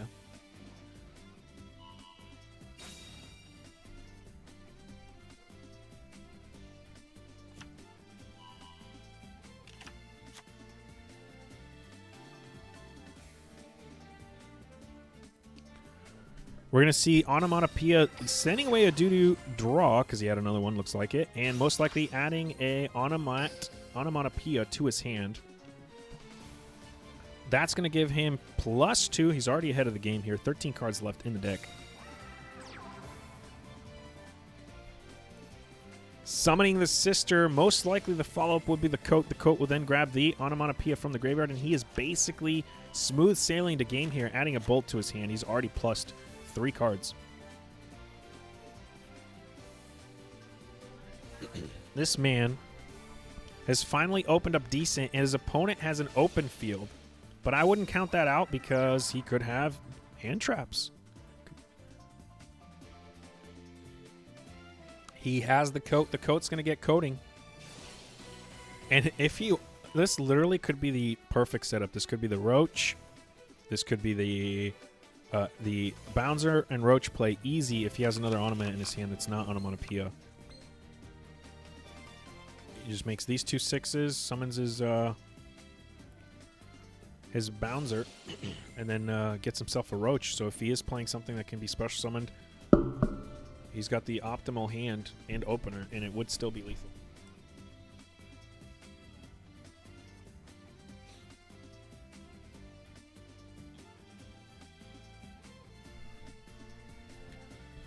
Oddly enough, taking some time here between his plays. Like, normally Onomats is like, tick, tick, tick, tick, tick, tick. You know what you're doing. You know everything that's going to happen.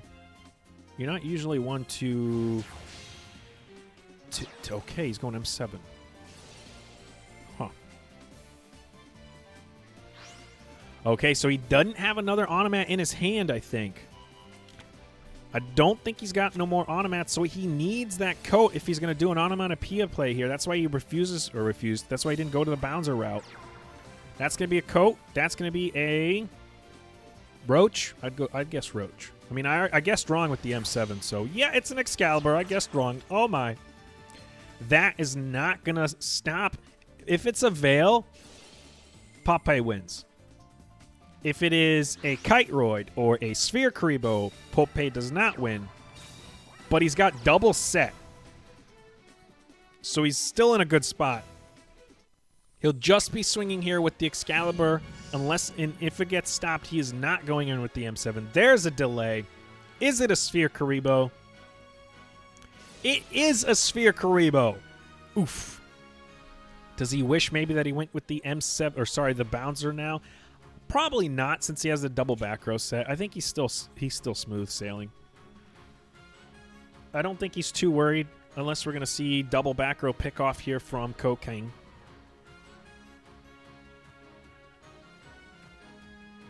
Another pass. This time, both monsters on the field would give D-draw unless he summons somebody else to do a slight poke here. He's using his onomatopoeia, or onomatopoeia. What is he going to add, though? Like, this is one of those things where it's like, you're not going to be able to make another Excalibur unless you have 2 Excaliburs. All right, he sends the wind back. Is he going to add head and tribute over the Excalibur? But it's like, nope, that's Cope. M7 could send back the Excalibur. Cope, oh my god, he's doing it. M7, send back the Excalibur. Coke gets summoned. Summon back and add the other... Oh, okay, never mind. All right. I guess I'm the only one that's thinking outside the box here. Do draw instead. Ah, man, I really thought he was going to send back Excalibur and then resummon Excalibur and go for game again with Excalibur. Could you imagine that? That would be a play. I'm going to DM Pope and be like, what the hell, Pope? Why I got to think up your plays for you? All right, he's going to poke for 18 here. Eats it. He's going to have to connect with the M7 for B game, and the Excalibur will not. He doesn't need it. It's game. Nice job, Pope. Co-King losing right off the bat. An unfortunate brick. We don't even know what he was playing. That kind of sucks. So Pope now bringing his total dubs up to 3, and Toon Squad is officially pulled away here, finally with more than a 1-game win. And Co-King is going to suffer his first loss here. Are we going to see a repeat? Both teams still have both their repeats. Pope is on his second deck, and now Co-King is to follow.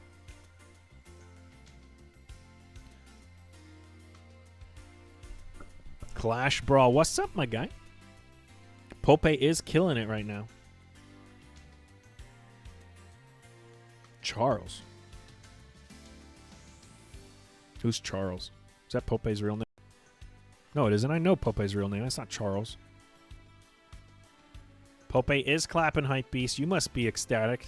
Maybe it's a good thing they benched you. Oh, burn.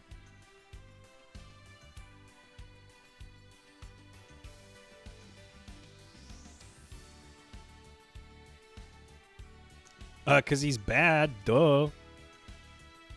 It is a repeat. We are going to see the first repeat of the game. Last Killers not happy with how that deck bricked, so they're going to take their first repeat. Did I hit the right one? No, I hit the wrong one. All right, so Last Killers taking their repeat here. So we're going to finally see... Well, we're not going to finally see. Maybe we'll get to see what this deck was. What was this deck that bricked so early on? Andrew21, true friend of the channel. Thank you for the follow. Appreciate you. Welcome to Fox Clip. Pope going first. Do draw right off the bat. Sending the onomatopoeia. Drawing 2. That's a +2 right there. It's actually 2 for 2, but whatever. Nice stream and caster, buddy. Thank you. I try to do my best. I mean, I am defending champion of best calls, best overall streamer, best duo. And am I missing one? From Season 9 of Team Wars, so I kind of got to up my game this year. Oh, best rookie. This is my first time casting this last season. It's going to be a Sister Coat combo, straightforward. Coat's going to be grabbing from the graveyard. Yeah, I'm defending champion. You know, it's no big deal. So far, my calls have been shit. Buns called me out on it. Thanks, Buns. Appreciate you. Even Hype Beast called me out on one bad call. So I can't... I'm probably not doing so hot in the best calls column. But, you know, maybe we'll win something else.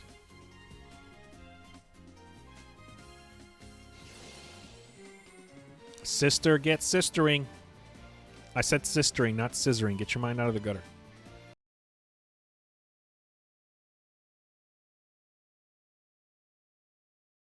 Technical.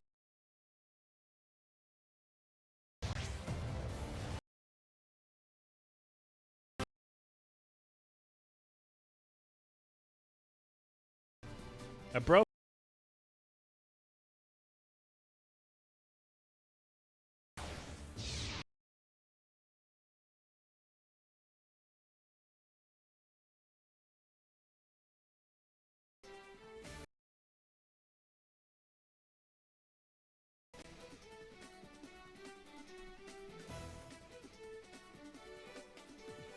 Okay, are we back yet?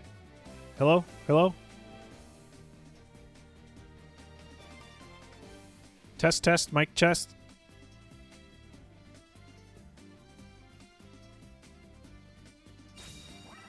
You guys good?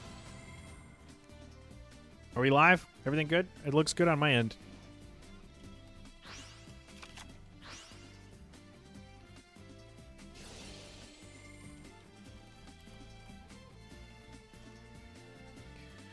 Oh, I pushed a button and OBS was like, I don't like that button, and just crashed. Or started, it tried to crash. All right, it's Thunder Dragons by King. That's the deck that bricked. I had a feeling it was Thunder Dragons, honestly, based on the Sphere Karibo play and the lack of other plays.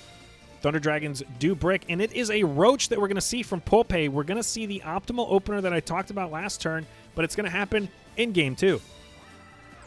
The Bouncer Roach. Roach could stop a Roar, but he chooses not to.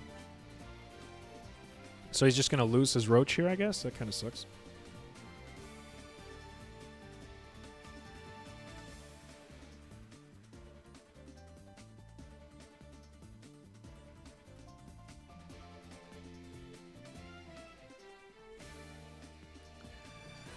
All right, he's deciding what to do next here. Does he go into a 6, which cannot be stopped by Roach? Or does he just go with this? Because if he goes into an M7, tries to bounce, Bouncer will be like, yeah, no, stop. If he goes into a Bouncer of his own, I don't even think he's running Bouncer, but if he goes into a Bouncer of his own, then it's just 27 for 27. Not a big deal. Not really going to give you an advantage there. You'll just deal with the Roach, and you can levy next turn, which you don't even have enough for. You got to lose both your Roars. He's going to choose to set. Go into the battle phase. He's going to take care of the Roach. I don't know if that was a mistake there on the Roach's on Pulpe's Pulpe's part. Words. To not stop the Roar. But I did crash, so I don't know if this was the Roar that was special summoned or this one was the special summoned Roar. All right, Pulpe. Already used his skill one time, one use left. Is he able to come back here? One set card from King. Is it the Thunder Melody of the Thunder Dragon Thunders? 1,000 Thunders, that's the words. Are we going to see 1,000 Thunders? Thunderbird. Probably wouldn't be worth right now, obviously, but I mean, at least it's there. We have seen an MST from Pulpe. He hasn't used it yet, obviously, but he did use it in game 1.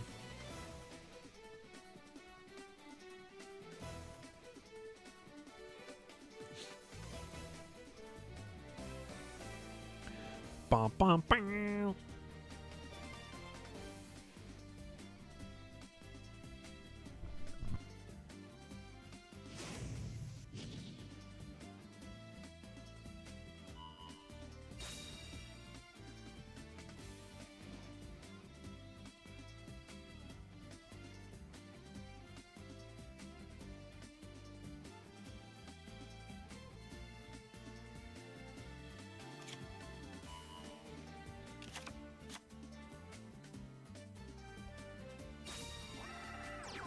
A lot of thinking just went down there for that use of the skill. Is it worth it? Is he going to regret it and wish that he had it later in the game here? Summoning an onomatopoeia.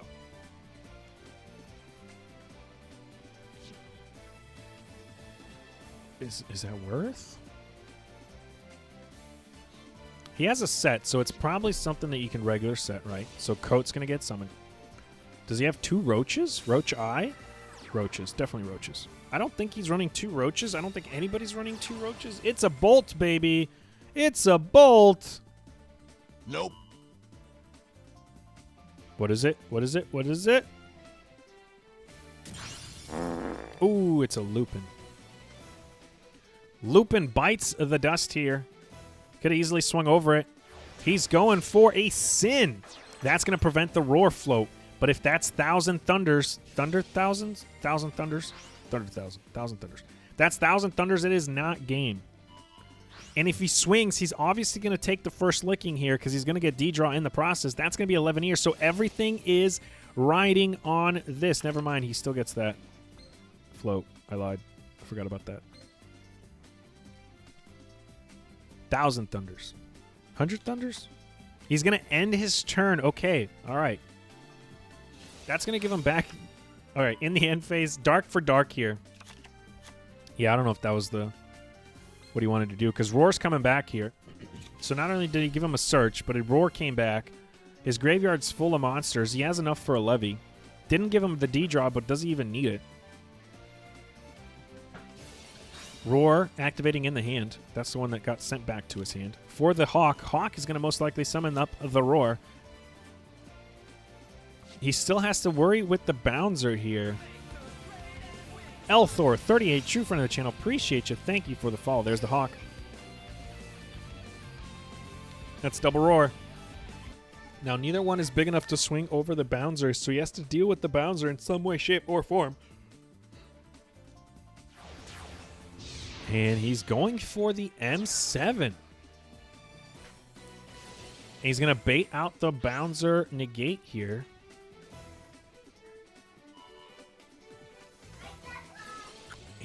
Okay, Pope is out. I repeat, Pope is out of his skill uses, so everything is pretty much reliant on what is going on now. M7. Negated. Oh no! Melody of Awakening Dragon. That's a levy. That's a Pope loss, most definitely. Oof. Yeah, he's going to get Duo. Yeah, that's game. Damn. I don't know if that Sin was the right play.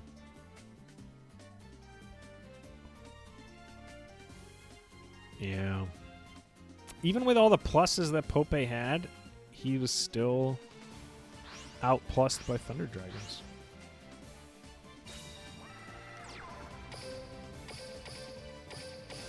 So Levy's effect blowing up both of the monsters on the field. He banished a Dark, a Roar, and a Hawk. Dark's going to search, most likely adding a Duo. When Duo is summoned, he is going to have game, except he doesn't have a light monster. No, goes for Hawk. Actually, he still's going to have game. He doesn't really need Duo. So Hawk's going to be able to summon here, and that will be game. Tributes over the Levy. Wait, why didn't Levy first? Because he wanted him to negate the M7, so he has fodder in the graveyard. Just like that, Pope is bullied off the table. That repeat paid off.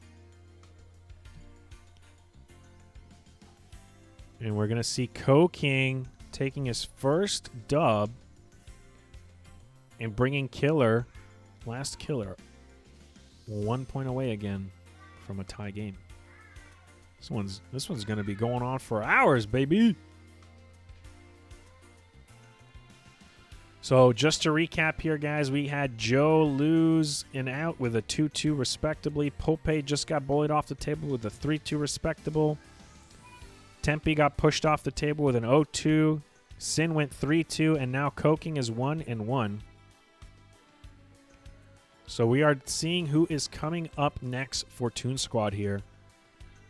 Are they going to streak? What do they bring in for Thunder Dragons? We've already seen Last Killer with Thunder Dragons, King with Thunder Dragons, Brick. Game 1 with a repeat that paid off. What do you counter the Thunder Dragons with? We saw that it paid off with Fire Kings, but are they running that? King for the win?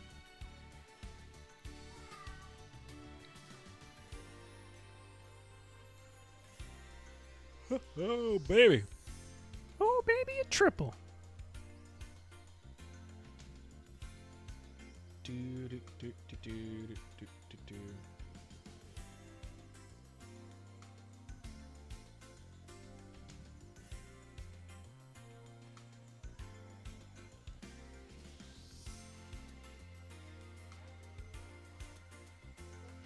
All right, we have Equinox on the table, baby.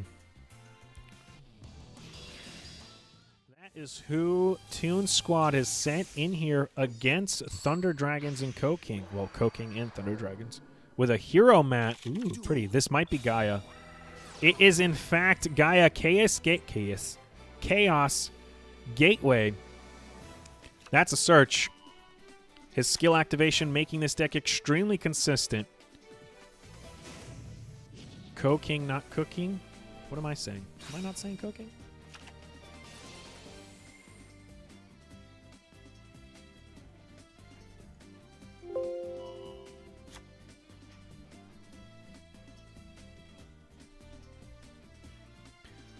Well, that's a pretty good Gaia here. I have seen Gaia Brick, though, and it was actually hilarious. But we are not going to see that today from Equinox. Let me fix the decks here. Hey, the repeats got broken. All right, so their outer repeat. I guess when everything crashed and I started slamming buttons, things went array. Chills a lot. What's up, my guy? Gimmick saying co-spelling is cute. Chills a lot. I am doing a Team Wars stream. This is for Team Wars. It is a tournament that happens 5v5. 2 decks each player, total of 10 decks for both teams. First team to get to 10 wins.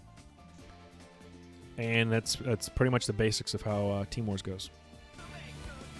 Mandel20, true friend of the channel. Appreciate you. Thank you for that follow. Chills a lot, the man who created the lovely artwork for the channel. Including but not limited to the brick emote. The NightFox emote. And the banner and what other stuff. Pretty much everything he made. You wanted to pop in the stream, but it was 3 a.m. Yeah, I did a late stream yesterday. That was new for me. Because this is the only time I could stream. I had to paint my daughter's room and everything, so. Oh, we painted daughter's room, and that took forever.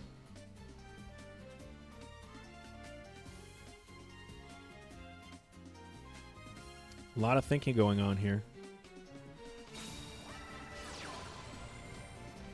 MST is going to pick off one of these back row. Is it a treacherous, a trap a hole? No, it's a Book of Moon. That's still pretty good. I mean, against Thunder Dragons, I guess not really. But a Lupin is going to get Lupining.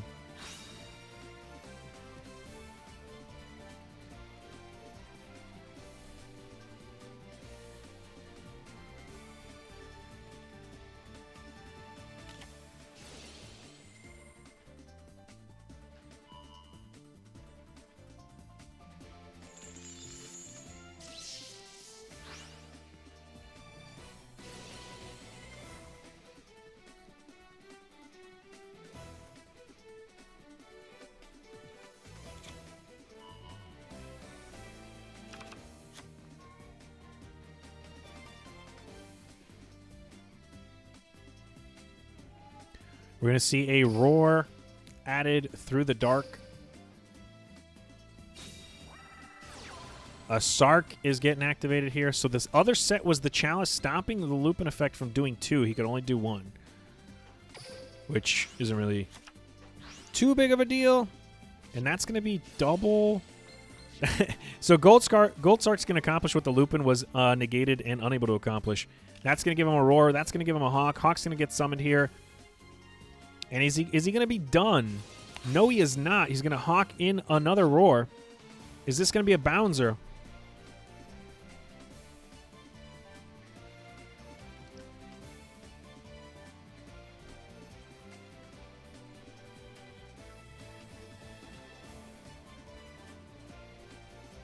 All right, we have the roar. We have the Hawk. It's not optimal for Guy to use his activation of his skill here, because Lupin's just going to swing into him. So he might just take this line down. I don't know. It'd be tough. That Chalice bump, honestly. Although it stopped the Lupin, it really didn't because Gold Sark was able to accomplish what the Lupin prevented. Okay, he's going for it. That's a float, though. Nope, never mind. Roar's effect already used this turn, so he's not going to get a float. Once per turn for each effect. So you either get to float or you get to search. Sorry, not search, summon. And he used the summon effect. So no float. Duo one time, that would be devastating. Levy one time, also bad. Does he have enough for the levy? He has enough for the duo. He has enough for the levy. I mean, he's in top deck mode, Equinox is. Swings in, no duo, no levy. Hawk back to the hand. He's saving his turn. He's going to need a top deck here. Speaking of top decks, where is it? There it is. Gaia. Oh, my God. He got what he needed. Yes, he did. Oh, boy. Oh, boy. Gaia is going to be summoned here. If there's a Sphere Kribo, it will not matter. The field spell prevents any card activations in the battle phase when there's a Gaia on the field. This means he's going to swing into the Lupin for free, boosting up his Gaia up to, what, 52? Words. Math. 52 Gaia, and he's going to get one free pop next turn. Boosh! Just like that. 9 to the face. No D-drop for you. 52 Gaia. Let's go.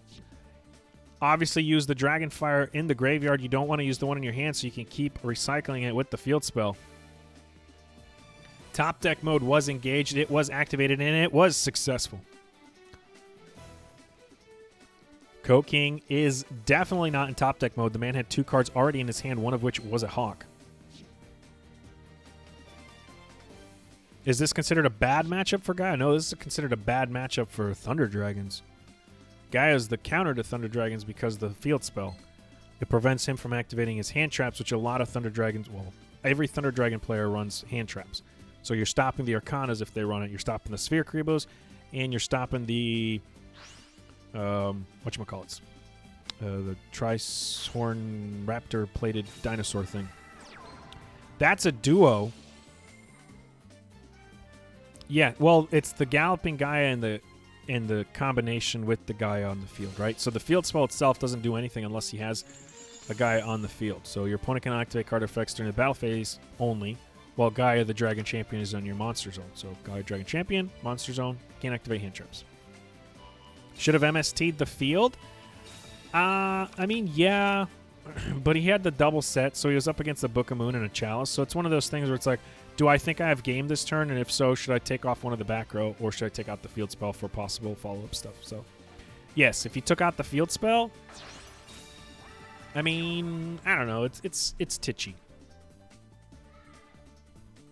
Usually, if it's like a field spell in one set, I'd probably pick off the one set. If it's field spell in 2 sets, I'd probably still pick off one set. It's titchy. So this might be a possibility of a levy here. No, he's just going to end his turn, and no Gaia, the Magical Knight of Dragon activation here. He might be swinging for the fences. Let's do some quick math here. That's 2,300 damage, so it's not lethal.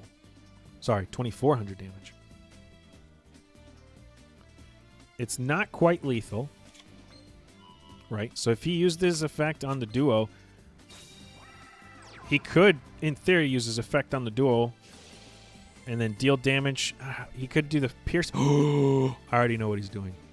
He didn't want to use it on the duo because he can switch. He can fusion summon into the guy that flips people into defense position and does piercing battle damage. Spiral Spear Strike. Yes, buddy. Here it is. Dragon Champion. Get searching. Oh, it's over. Oh, it's over. Equinox is probably closing this bad boy out. I see no way for Coke King to win this. His Thunder Dragons are going to fall victim to the Gaia power. Spiral Spear.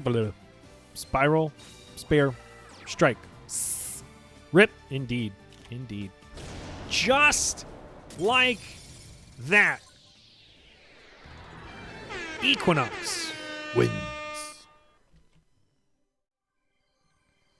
Good start for Equinox here.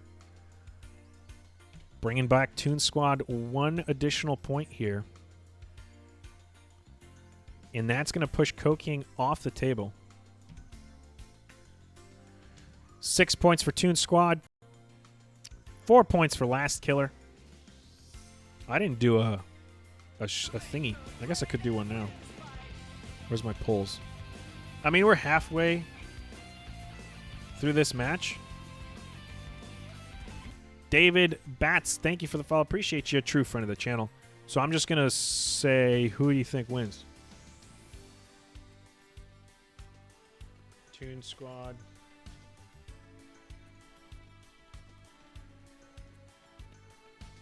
Last Killer. It's still close, so I'm content.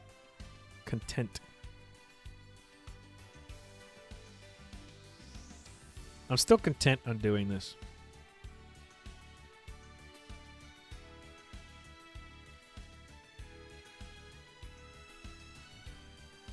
All right, go ahead and vote. I mean, we're basically halfway through this, but at least now you have an idea of who might win. I've seen bigger reverse sweeps than this before, so I'm still content on running this poll, even though we're basically halfway done with the stream. We're actually 2 hours in. If this thing goes till like 1 o'clock, I'm going to have to deuce. Hopefully this thing doesn't go until 1 o'clock, because I got to go to work at 1:30. I got to be at work at 1:30. Get your votes in. You can check the pickle points and see what you could win. For a low price of 250,000 pickle points, you can be the proud owner of a Magneto helmet that was never finished by me. Farmed.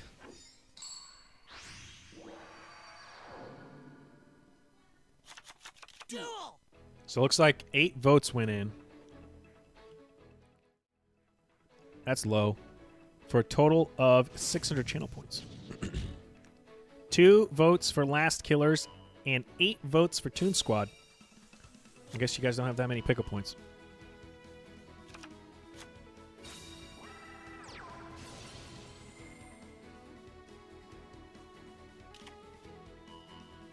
No refunds. So we'll see how this plays out. It's going to be Onomats on the top here, and it's Emu that came in to play for Last Killer. That's a bouncer. That's going to be pretty rough here with a double set. Oh, boy. It's going to be tough for Equinox to come through. It's going to be a tough fight for him for sure.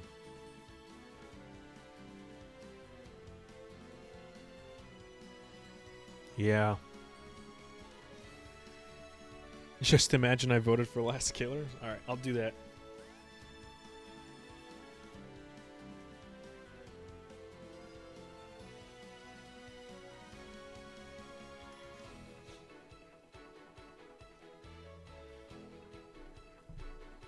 Just book. Yep, pretty much Herf. That's pretty much his only play.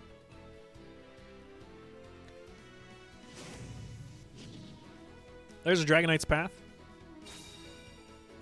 There's the field spell. Sending 1 card back to his deck. Emu probably has MSTs. They are known to dabble in the MST. Book double MST combo easy. Waiting for the 1 to play. Guy's effect's going to be activating. Sets a card here probably to get a feel for the back row. See if there's any MST set back there. Or Cosmics. Which I don't think anybody runs Cosmics, but I've been surprised before.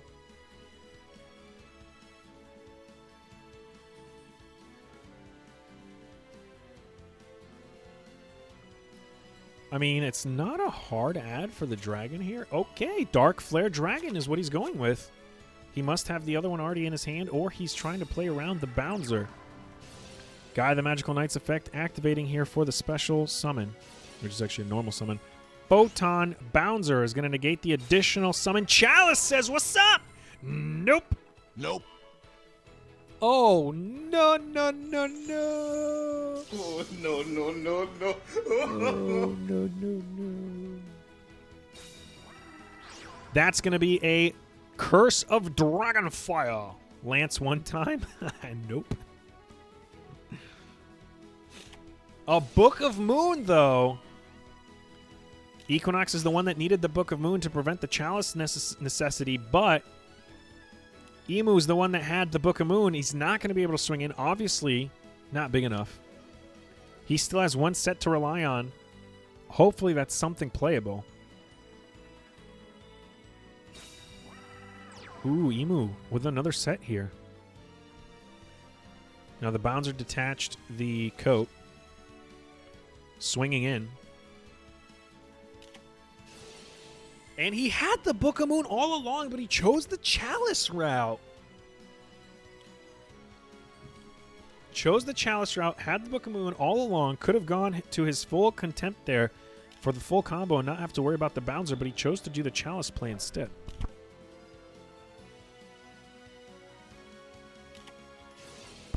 Canadia on the Dragonfire here. Poor man's Book of Moon. Galloping Gaia is going to reveal the dragon, adding a Magical Knight to the hand. He hasn't normal summoned yet. He could easily tribute over both of his monsters to resummon the dragon again, but he still has one set to worry about. He might have a read on what that set is by now. He should at least. Just tribute summon Magical Guy. Yeah, that's what I just said.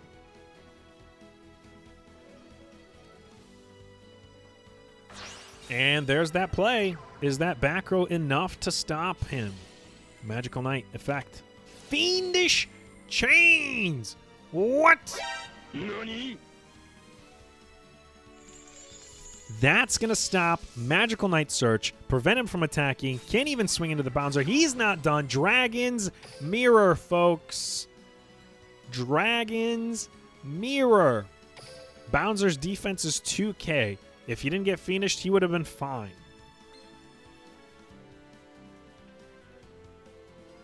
He could actually banish the Magical Knight here as a material, which would leave the Fiendish Chains on the field. He's deciding.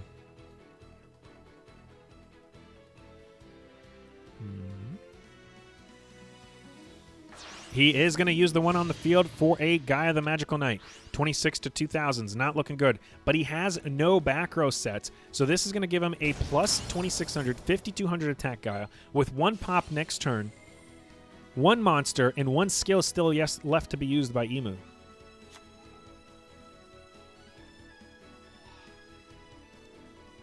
Does Emu have something in response for this guy? The Dragon's Mirror. Oh, that is clutch. That one, if he wins, that won him the game. Or at least gave him a fighting chance. We know it's in his hand. It's the other dragon. But he didn't have another dark monster in the graveyard to summon him. He only had the Gaia Magical Knight. Automata play. There it is. Revealing a coat. Sending back the coat for a head. Okay. So here's where it gets interesting, guys. So head's going to activate here, summoning a sister and a coat, right? So you want to have your toggle on at this point. It's going to be very crucial. Okay? If he uses sister's effect, you want to be able to pop something that prevents him from making a 4 or a 6, right? So he's going to bolt. No! Oh, no, no, no, no, no. He's forced to use the Gaia here. Do you get rid of the sister or do you pop a 4? You're going to either face a 6 or you're going to face a 4. I would pop the 4. This prevents him from using head for the play here and not allowing him to draw an extra card by using head as material. He's not going to get the good head here. He's going to get the sister to make a coat. No additional summons are able to happen here, courtesy of head's effect. So the only thing he can summon is XYZ monsters. Does he have a 6 here that would be lethal? No. No, he does not. But he's able to swing in, but I don't think it will matter. Because M7, although is going to get summoned, he's going to have an opportunity for next turn to come back here because the field spell is still on the field. If he has Dragon's Mirror, then he wins. He wins still with... He can take back head, but he can't summon again. So what's going to happen is he loses. Equinox wins. I don't think there's a play for Emu here. He's just out. So 27 to the face. We already know he has the dragon in his hand. Galloping Guy is going to give him the opportunity to search back the third and final guy of the Magical Knight unless he draws into him himself. With that, he's able to make another fusion. He's going to be able to probably make the fusion that switches monsters to defense, or he's going to make the pop fusion. Either or. Probably the one that switches to defense. That's going to allow him to swing in and do a piercing battle damage. And alongside of it, he's most likely going to be able to summon his dragon as well. Which he won't have game. But he's going to have... Actually, no. Emu actually might have a chance to come back here. Whatever this card is, it needs to be a disruption card.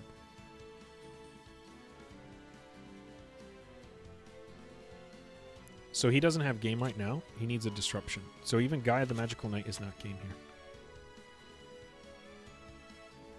Because he went back and got his head, he is in a follow-up situation. So he basically, Equinox has to win or have one disruption here. Chooses to summon Dark Flare Dragon and set a card. And ends his turn knowing that head is a possibility for next turn and an M7 shoot back. All right. That's his third and final Guy of the Magical Knight. So I honestly think that Equinox is spent.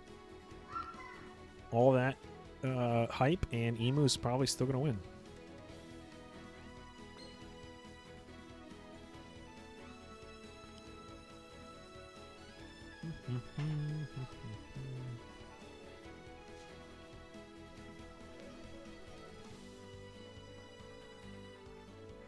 Lots of brainstorming.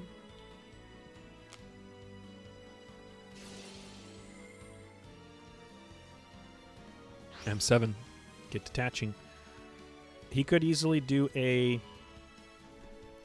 Oh, okay, that works too. If he has a coat, though. It's kind of dumb if he doesn't have a coat. Okay, he's going for Bolt for the back row here. And I don't know if I'm okay with the Emu play here.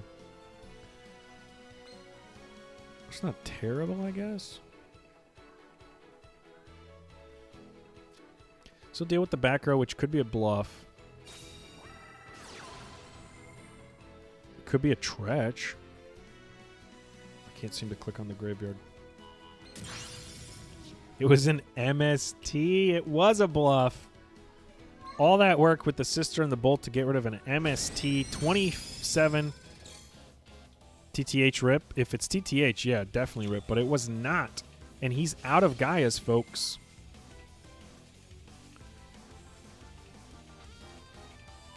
He's going to reveal the Dragon Flare, and he's got a Gaia the Force Knight Origin, but he's not going to matter here.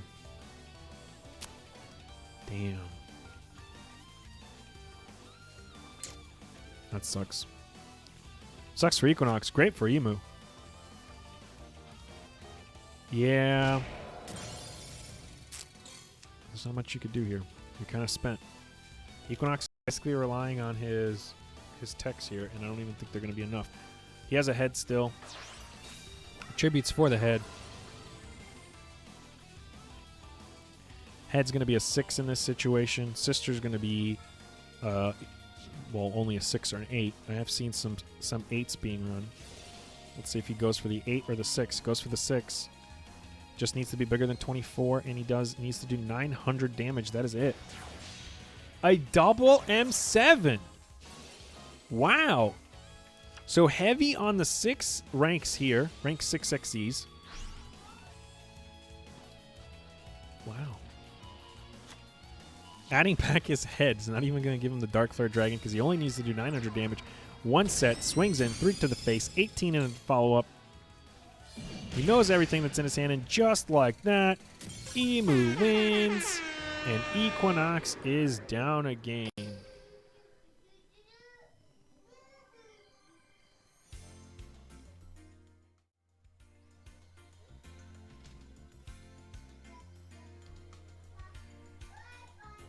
Emu God? Yeah, pretty much. That was really good.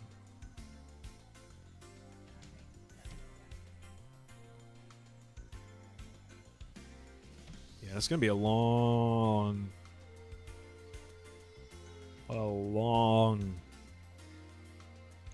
tournament here today. Or match, I guess.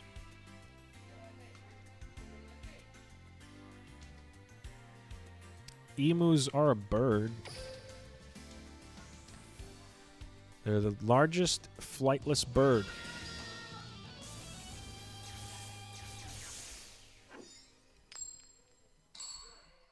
We're about to see a mirror match it. Who is the better Onomat player? Is it Equinox on the bottom or Emu on the top?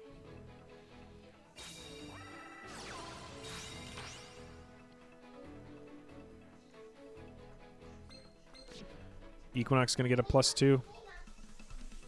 Yes, Australian flightless bird. They're very deadly too. A kick from an emu would be very devastating. You would die, pretty much. Or your ribs would get busted or a bunch of other stuff. Yeah, it's a mirror, baby.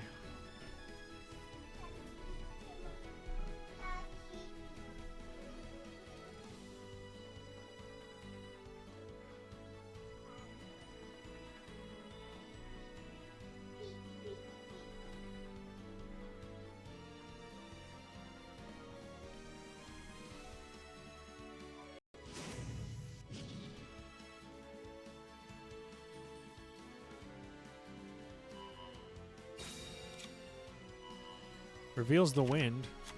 Adds a card. Normal summons a coat. Coat's going to get adding. He's going to grab an Onomatopoeia. Onomatopoeia can summon from the hand here if he so chooses to. He's going to set 1. Set 2. And end his turn. Okay. Seems like a lot of work for 2 sets and 2 monsters. All right, that's going to be a bolt for a sister. Looks like he might have the ideal opener here. Sister gets summoned. Is he going to have a chalice or a fiendish to respond?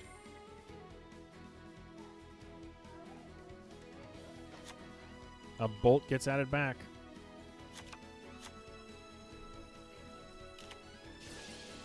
Book of Moon. Flipping the sister down. Forbidden Lance saying, what's up?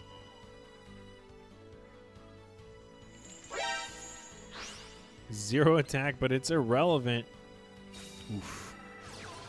Bolt's going to hit the board here, taking care of most likely the other back row. In fact, it is. And that was an F Lance of his own.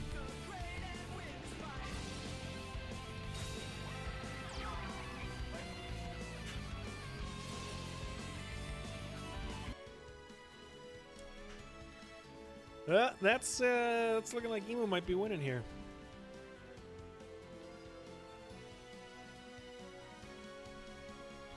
It's not full lethal yet. By any means.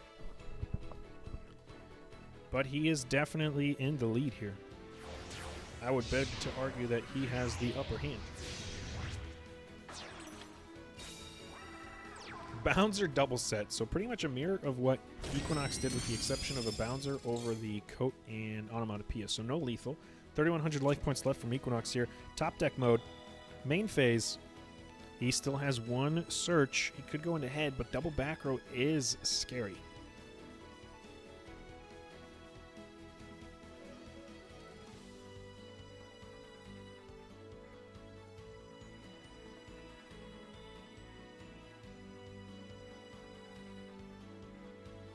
Ponder, ponder, ponder, ponder, wander, wander, wander, ponder, ponder, ponder, wander.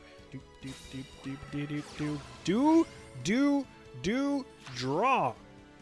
Taking care of the onomatopoeia on the field to get himself +2, hoping to rip into something to remove the back row, as well as something to maybe give him a search or a shuffle back and search.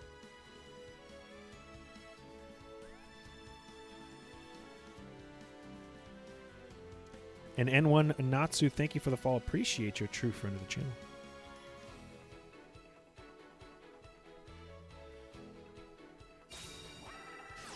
A Book of Moon. Preventing any bouncer plays. I don't know if I would go for the aggression here with the double set. I might have honestly gone for the survivability, and it's a Fiendish Chain. Doesn't matter. That definitely seals the coffin. Final nail in the coffin for Equinox here. I don't think he has anything. I think it's over. Emu's probably going to take this coat. He's going to get summoned here, but he's still got one back row. Coat's going to be able to summon the onomatopoeia from the graveyard. He's going to be able to make a rank 4 play here, but he needs somebody big enough to take care of the Bouncer, who has 2,000 defense. And it's probably going to be a Excalibur, unless he runs something with a little bit more oomph. Against Harpies, you would run the Patriarch, so that's 2,200 attack. Roach is too small. Direwolf, Spider. Spider could work. So you either swing with Spider or you banish with Spider. I would personally swing because banishing only gets you 24 to the face. Book of Moon doesn't even hesitate. Immediately when Spider hits the board, it flips him face down. And just like that, Equinox is not in a good spot here. Bouncer gets flipped back up. Now the Spider, too small, can't deal with the Bouncer. He still has 2 negates, so he can easily swing into the Sister here. He doesn't have to swing into the Spider. He can just negate the Spider next turn. Chooses still to swing into the Spider, not seeing the Sister as a threat. It would have been free damage. I guess he saw the Spider as a threat in case he ripped into another Book of Moon. He didn't want to deal with that, I suppose. Not bad, not bad. But this opens a Sister play. He can negate the copy of the levels. So it's just going to be a switch to defense and pray. Straight to the end phase. Oof.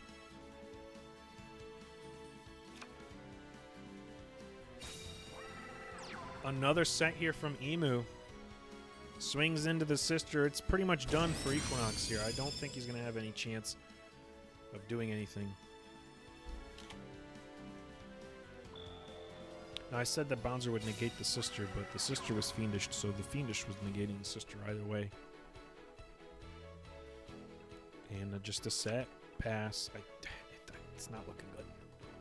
Like, he might buy himself a turn if he doesn't get a monster, but no, he's going to rip a monster. That's going to be enough for lethal. There's no way in hell he's running 1 Sister and 1 Tretch. And it's a Canadia. Poor man's Book of Moon says, what's up? Flipping the Bouncer, swinging in with 15, still double set in the back row of Emu. Equinox could easily search ahead here and give him a fighting chance, but the double back row set is going to still be a problem for him.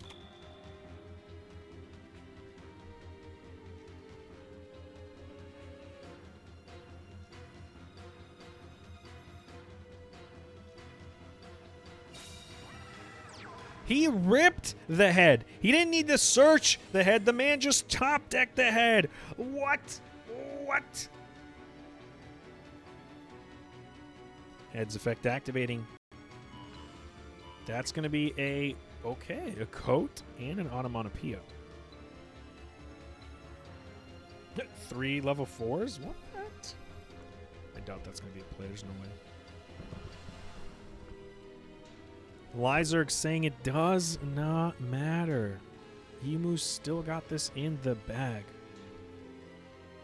Books for the win. It's not a book. It's a a poor man's Canadia flipping down the head, which is not going to allow him to draw an extra card here. He still can go into a rank 4. He's already burnt 1 Spider. Does he have 2? He does, in fact, have double the Spider. But that is a book of money The not poor man's Canadia. And just like that, Emu in total control with his control onomats is most likely going to win again. He has one sister and one head. There are no more comebacks for him. Revealing a bolt, sending the bolt back for a coat.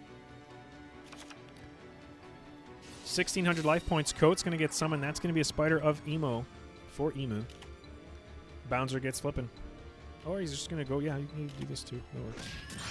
Spider's got low defense. 2018 to the face. Just like that, Emu takes another dub.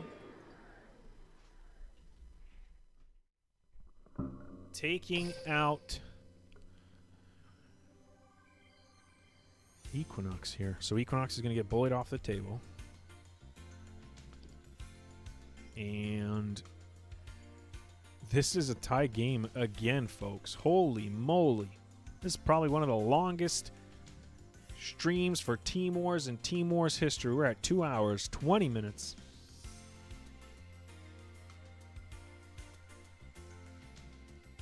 Equinox is gone, and that is going to give back both Dex and Ivory. Will be coming in for Toon Squad here, trying to continue what they've had the whole time, and that is a lead. If Ivory loses, this will be the first time Last Killers has taken the lead. I think since round 1, game 1? I think round 1, game 1, Last Killers had the lead, and then just never got it again. Duel! Is this Shiranui? I think this is Shiranui, guys.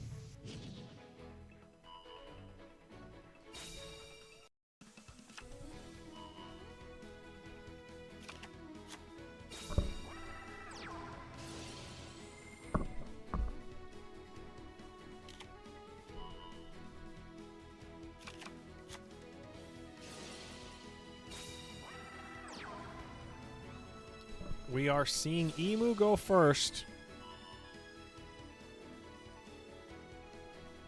Limit book, no variety. They're not going to limit book. It made them too much money. And if they limit it really quickly, then a lot of the people that spent money on it are going to be very upset. Who's sending Shears versus Anos? I don't know. These guys? I did see Ritual Beasts earlier this week for Team Wars. I'd be super shocked if they brought Ritual Beasts. Endless Trap Hill Ritual Beasts could be a factor. Or it could be something they maybe thought would be cool. Or, obviously, Odin. Could be a bluff here. But they are running out of people to throw in. So XYZ Dragon and Ivory are the only 2 players left. So maybe they're grasping at straws here. Trying to close this out and get 4 more wins.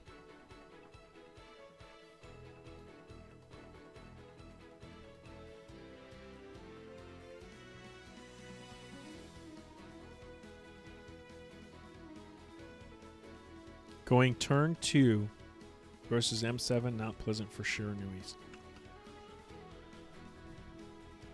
I mean, I suppose. Wouldn't Bouncer get the same effect, though? It is Shiranui Squire, baby! Oh, boy. Who sends them?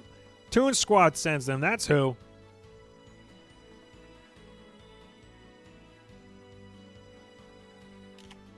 Fiendish Chains! What? What?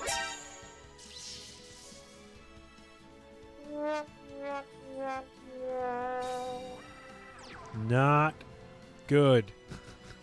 That's why he didn't Bouncer. He didn't need the double negates. He had Fiendish Chains. Double set here. So dramatic? Yeah.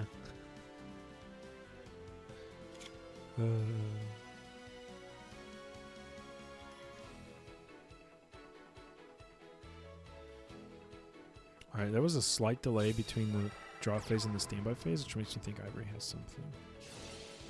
Sister hitting the board. Yeah, of course not.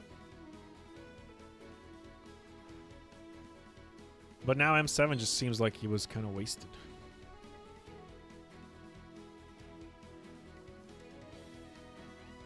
God, he's so pretty. Constellars is one of my favorite decks in the TCG. It is my first big competitive deck that I spent lots of money on, and then I quit shortly after. This was like 7 years ago. How long ago were they meta? When did Pendulums come out? That's when I quit. Oh, you guys can't even see the damn art anymore. Ah, I keep forgetting. New overlay. New things to get used to. I wish I had a zoom feature. Ballista Squadada. Bopping the squire. Bopping the sister. He saw him add the bolts, so he knew that he was safe to do. F-Lance says nope.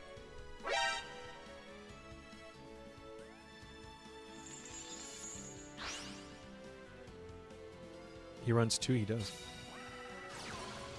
Bouncer will still be a better turn 1 in my opinion. I don't disagree with you, Gimmick. I honestly, I mean, it's paying off for him for right now, but I don't disagree with you. Bolt's going to pop the Fiendish Chains here. M7's going to get sending back his own Coat. That's going to allow Coat to get summoned off the sister here. So M7's actually paying for himself forward right now. Emu freaking dominating. Is Last Killer's final hope here with Emu? The man is killing it. Double sixes, that's lethal. I doubt he has any hand traps, but I have seen surprises before. Sphere Karibo is something that Shiros could tech into. Bouncer will not be able to stop a Sphere Koibo. And an additional set from the Emu here. And just like that, Emu taking another dub. Ivory taking a fall. Emu is now 3 dubs. 0 losses, bringing Last Killer for the first time in the lead. Are we going to see a repeat here from Toon Squad? Do they think Sure Nui is worth repeating, or were they just kind of hoping for the best? Not good. Not good, not good. It is going to be a repeat. They have spoken. The Squads of Toon is saying we need that repeated.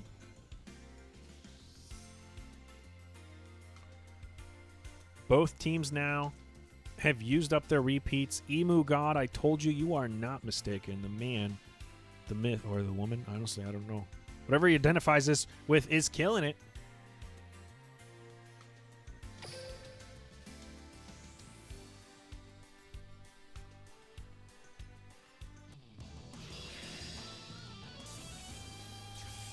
All right, so it's going to be a repeat. And are we going to see a different outcome with this repeat? The last repeat did pay off for Last Killers. They were able to get a win on their repeat. Duel!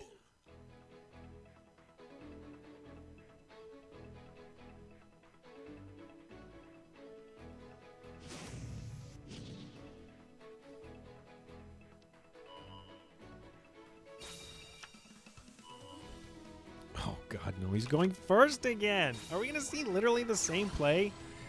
Sister, get adding. Bolt to the hand. We know he's got to deal with that now. Coke gets summoned. Are we going to see another M7? Or are we just... Whoa. What? What? Nope. That's not an optimal opener. Well, shucks.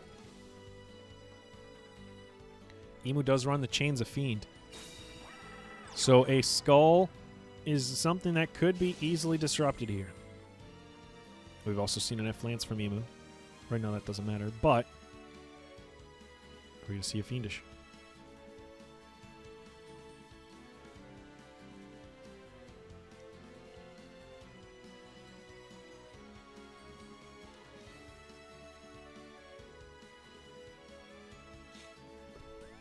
Clearly reliant on his back row emo here. Not too worried.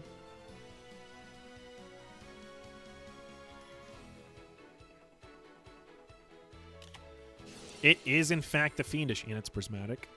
Flex. Just like that. Samurai Skull will not be able to send anything to the graveyard.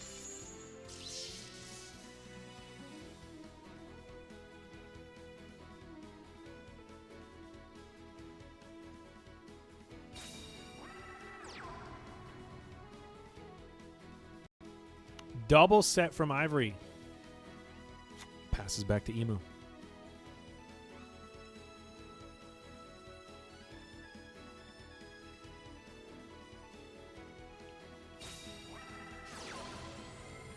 The bolt that he added to his hand last turn will hit the field here, taking care of one back row most likely. Yes, back right from our viewing perspective. Will take care of a void trap hole.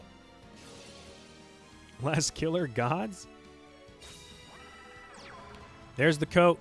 Didn't even need to use a skill for it. He top decked it. And that's something delay-wise. Is it a ballista? Is he thinking about it? Or is he going to let him go to a 6 and then stop him that way? Sister's going to get sistering. Sistering, not scissoring. Get your minds out of the gutter.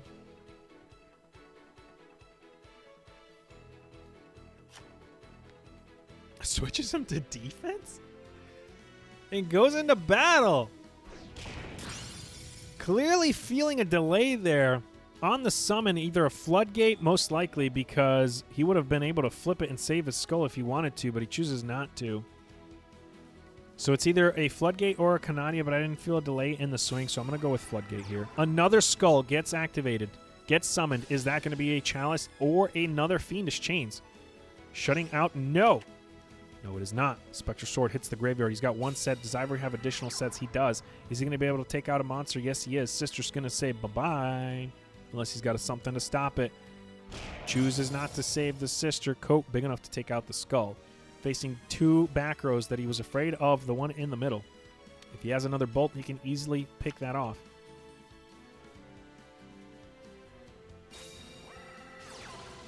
Dimard Path? Dwimward Path. Target one spellcaster type effect monster in your graveyard. Add it to your hand. You can only activate one Dwimward Path per turn. Who says I only have one sister? I have two sisters, says Emu. Just like that. Sister, bolt, most likely, to the hand. Taking care of that back row he was so very much afraid of.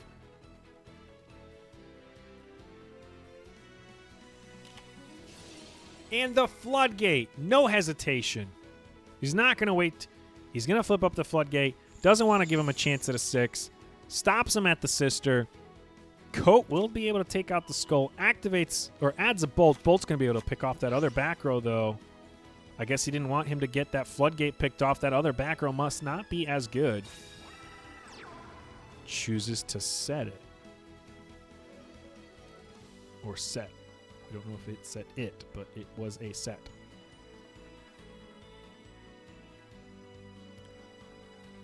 Interesting.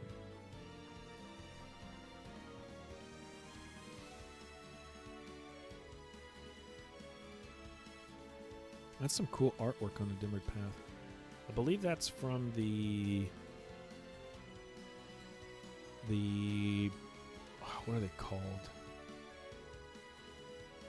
Dark Worlds? No. The light and dark people that swap out field spells. What the hell are they called? Kind of looks like a Witchcrafter, though. It's not Witchcrafter, is it? Ballista Squadada in the battle phase. Bye-bye Skull. Gonna take out that back row, maybe. Chooses the middle. It's a Canadia. Swings in for 18. We're gonna see some plays with the graveyard here from Ivory. Is he gonna activate Endless Trap Hell? He has enough finally.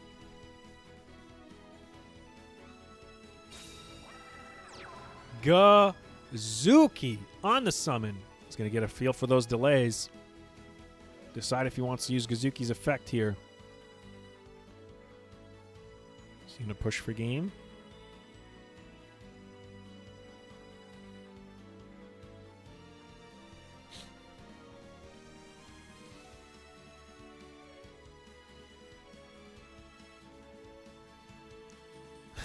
Lizeric says, wait. Is this winnable for whom?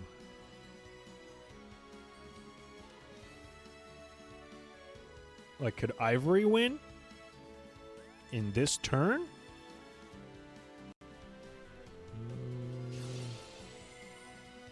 would be that? 55, 13. Yeah, you could OTK him. For the People's Champ, Ivory. Ivory could win this turn if this back row's a bluff. Yeah, that's what I would have said. Void Trap Hole. That's like the worst one, honestly. I wouldn't have wanted that one. I think I would have wanted like the Floodgate. Or maybe the Ballista.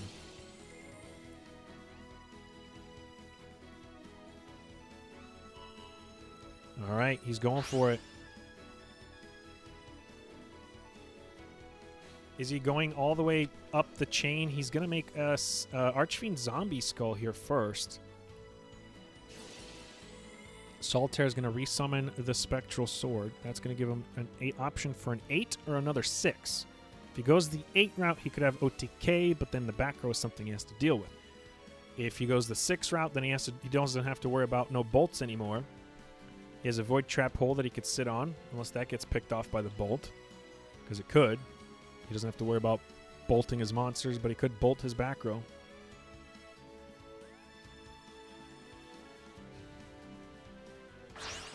He's going double 6s. Is this Coral Dragon? It is.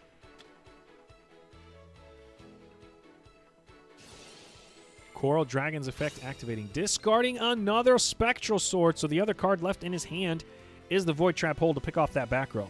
Treacherous Trap Hole will save the Zombie Skull, but it's a Canadia flipping down the Zombie Skull so he can deal with him next turn. Most likely we're going to see a set Void and swing into the coat here.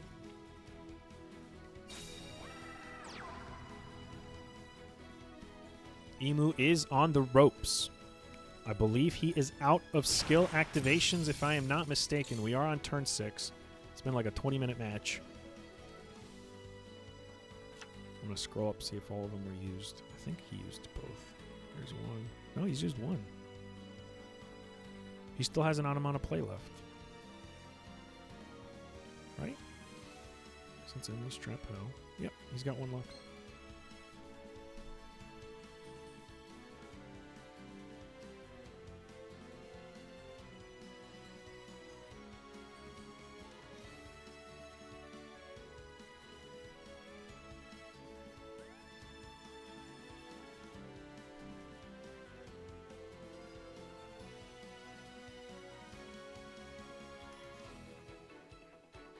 Lots of pondering.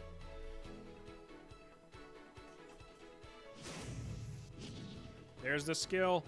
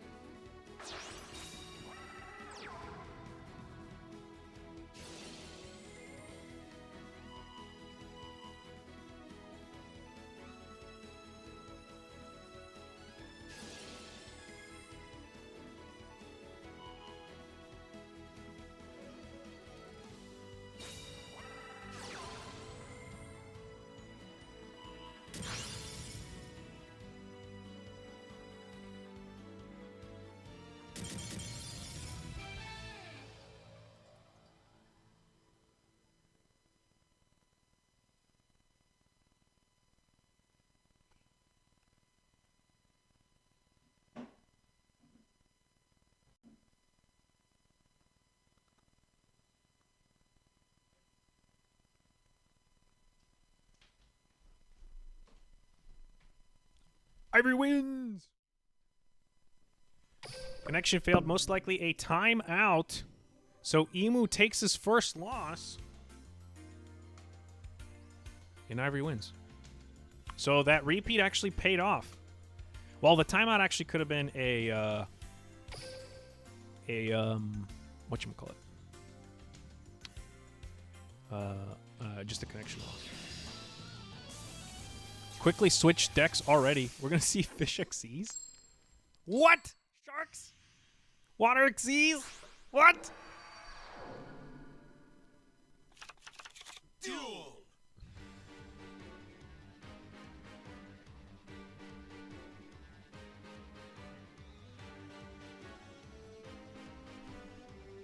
All right, I'm going to be right back. I'm going to leave this running, though, but I'll be right back. Got to go use the restroom real quick.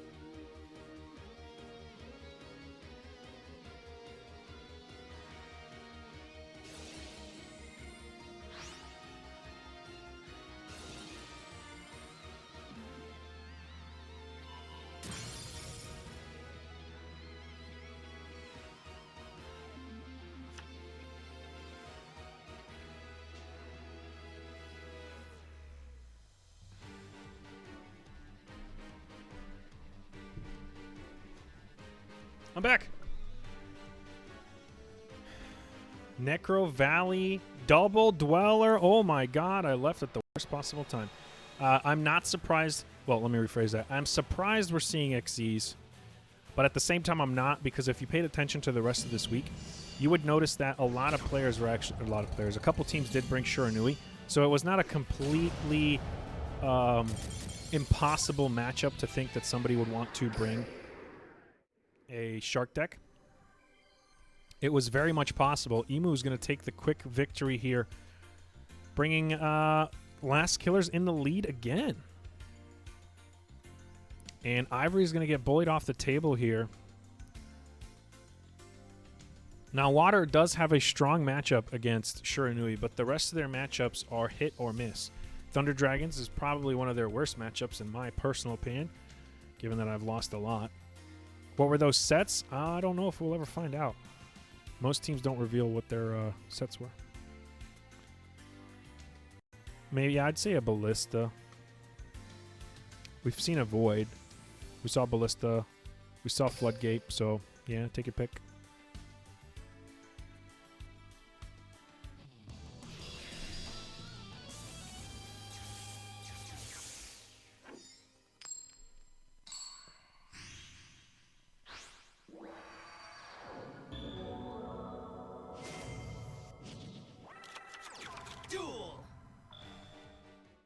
Alrighty, here we're gonna see either Harpies or Trimids. I'm gonna go with Harpies, right? So they've been bluffing me, making me think it's Trimids a lot of the time, but it's been Harpies pretty much every single time.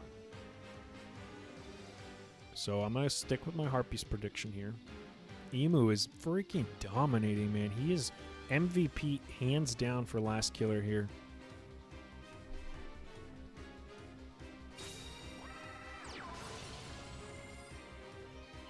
It is Harpies popping his own back row here. Perfumer get perfuming.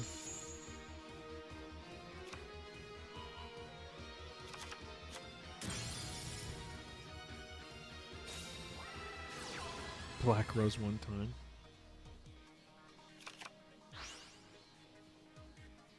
Yeah, he's freaking killing it. Oh, I didn't change the players. It is now down to XYZ Dragon. Emu is at his second deck. And I honestly think that Last Killers might have the dub here. Triple set from Harpies might dethrone Emu, but a Necro Valley is going to come out here. Too little, too late, I guess.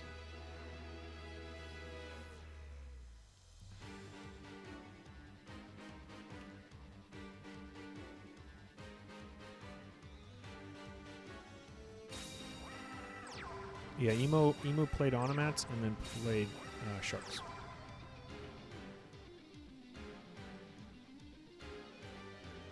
So Toon Squad is heavily dependent on XYZ Dragon here. Triple set. Deciding not to commit any monsters. Maybe he didn't have any.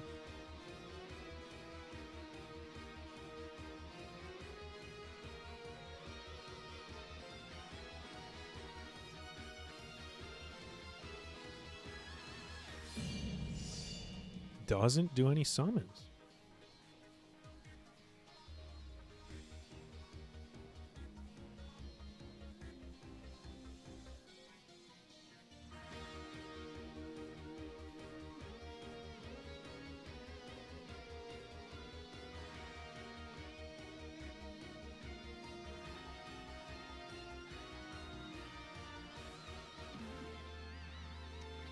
Deciding on what to activate. Book of Money! And it is Prismatic.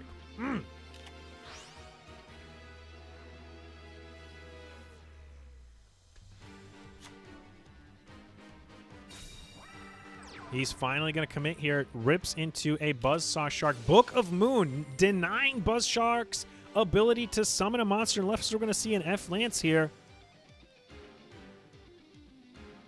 There's a delay or something. Now, Necro Valley turns off Hope Woven as well. So if Emu goes into Hope Woven, turns Hope Woven's float off. F-Lance. Is he going to activate another back row here? He is not. He's going to let this go through. What? No. Oh, boy. That sucks. Harpy Lady's defense very small here, only 1,400. It can easily be swung over by anyone. Well, not any of these two guys. They only have 800 now. It's a Bahamut. Is he going to shut off the Bahamut? Nope. His other back row must suck. That's a Nightmare Shark. And with that, he's going to overlay a Lancer.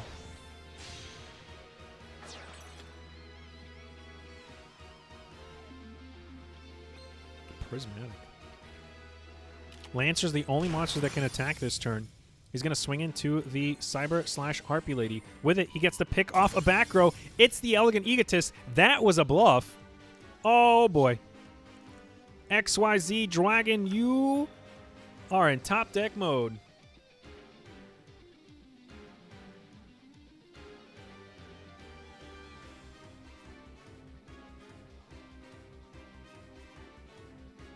TTH, that'd be great, but he would have used it a long time ago. Oh, it's not looking good. No. A single set card.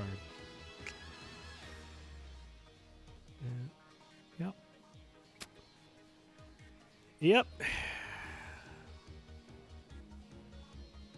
Emu is dominating. Oh my god. I honestly thought Toon Squad had this in the bag. But Emu came to play, and he said, not today, to Toon Squad.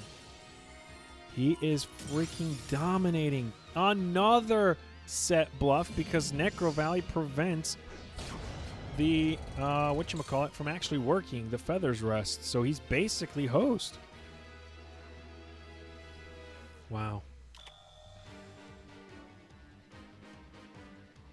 Emu had full-on faith in his shark fish XZs, or Diva, whatever, water XZs. And it's paying off, and just like that, Emu takes another dub with a scoop from XYZ Dragon.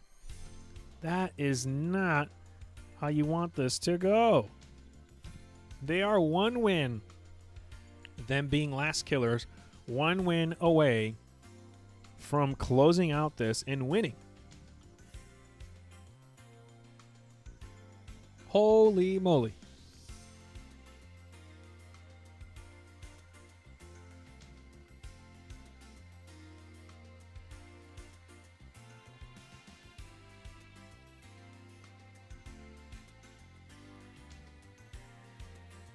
He's the leader of your team in Indonesia?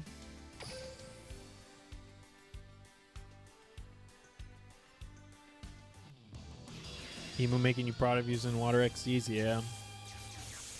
One more. And is this a repeat? It is. Toon Squad using their second repeat. And Chandler is going to pop his own back row here. I don't know if going first is what he needs, but he is definitely going first here. His other deck must not be good enough for them for Toon Squad to think they can close this out.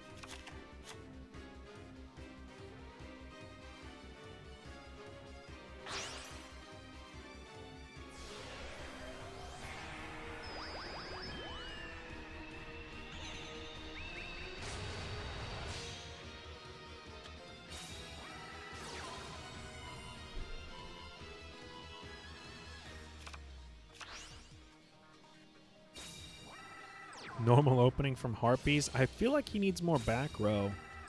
I don't know if one's going to be enough. It is. I don't. In my opinion, one is not enough. Are we going to see another Necro here?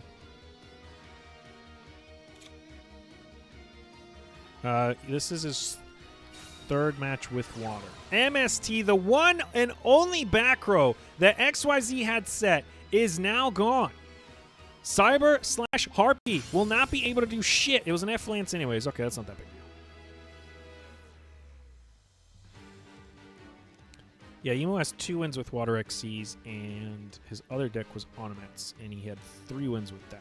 So he's 3-5. He's got 5 total wins. Easily could be MVP. Yeah, this is looking like a GG. I think Last Killer is about to close this bad boy out. A Diva. Not good. Oh, boy.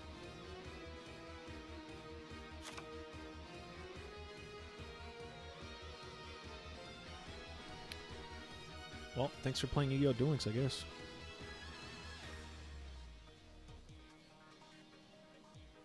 Does he have Marksman in hand? About to find out.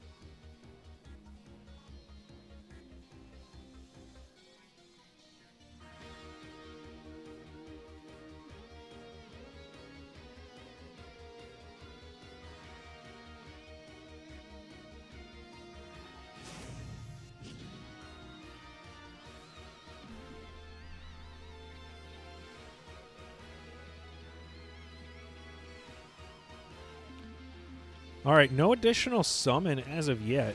And he's going to go with the Bahamut Shark route. He's going to pop the Harpy Lady.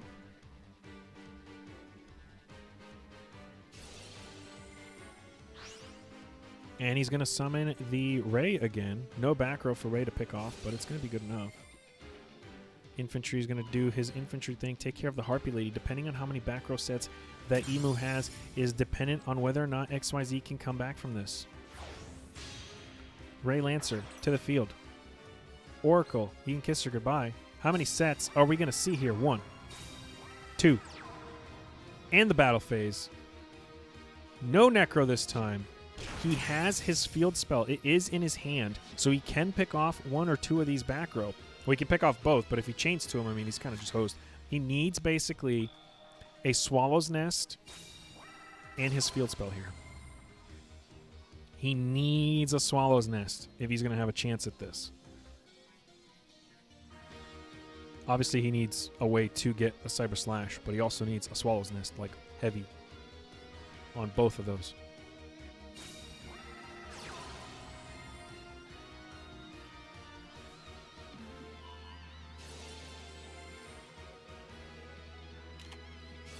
Book of Moon. Does he have the Swallow's Nest? Does he have an F-Lance? No. Shit. Adds an Egot. Oh, no. Well, rip Toon Squad, I guess.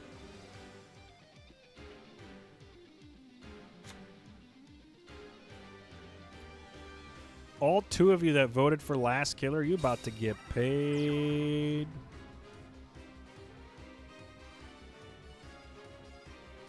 Set TTH, he needs it. Right in the battle phase, Lancer's going to take care of that back row, whatever it is. He has an additional set here, so now he's staring down the barrel of 2 more sets.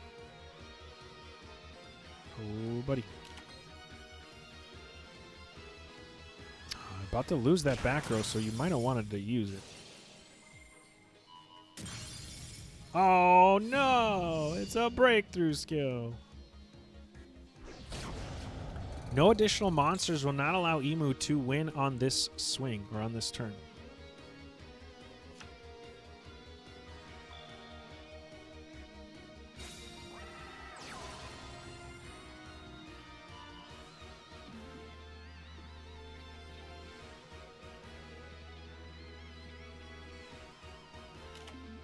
Treacherous trap hole.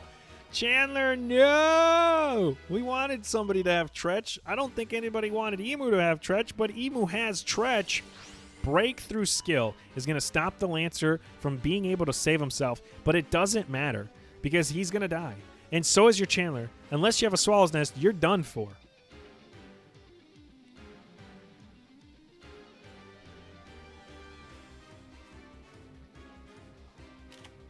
F. Lance on his own. Well, Ray, but yeah, it's over. Damn, Toon Squad. Brought down by Water XZs and a streak from Emu going 6-1. Just like that. Emu wins. Everybody, Last Killer is your winner. They go on to take the dub, and just like that, this match is over. Feels bad. It's a 10-7 game. GG's to all. GG's. Anyone for interview? Good start to Last Killer indeed. Bad start for Toon Squad. Probably one of the favorites going into this, given the fact that Toon Squad made the playoffs last seasons. But it looks like Emu, with a 6-1 dominant performance, is going to take Game 1 for Week 1 in Season 10. That is going to be the conclusion of this match. I'm waiting to see if anybody wants to pop in for an interview.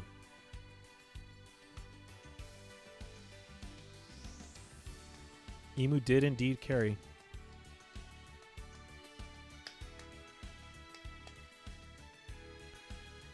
So just like that, it is Dunzos.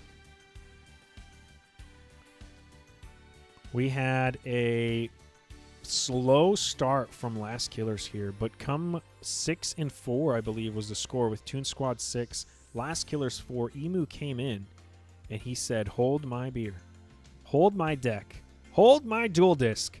And he went on a tear for a 6 and 1, making the final score 10-7 in Last Killer's favor. Looks like nobody's popping in for an interview here, folks, so I will give you a sign-off. Team Wars official did just finish up their match as well, so I'm not going to raid them because that would be counterproductive. D-Fusion beat out XO 10 and 8. Trying to see if anybody's streaming that is part of the Team Wars community, and I see nobody.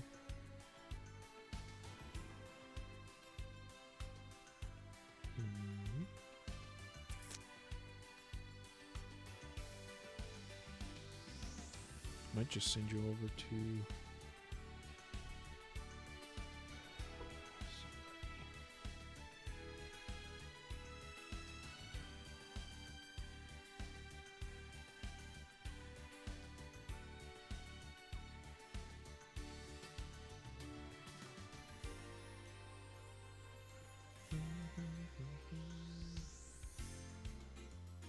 Yeah, fuck it. I'll go to Rye.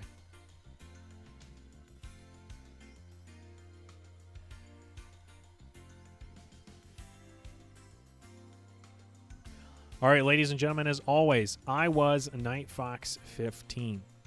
This was Yu-Gi-Oh! Duel Links Team Wars Season 10, Week 1, where Last Killers beat out Toon Squad with a final score of 10-7, where Emu dominated for Last Killers, making a comeback from a 6-4 deficit to a 10-7 surplus, and that gave Last Killers their first win of the season and Toon Squad's first loss. As always, ladies and gentlemen, thank you for watching. Hope to see you guys next time, and deuces.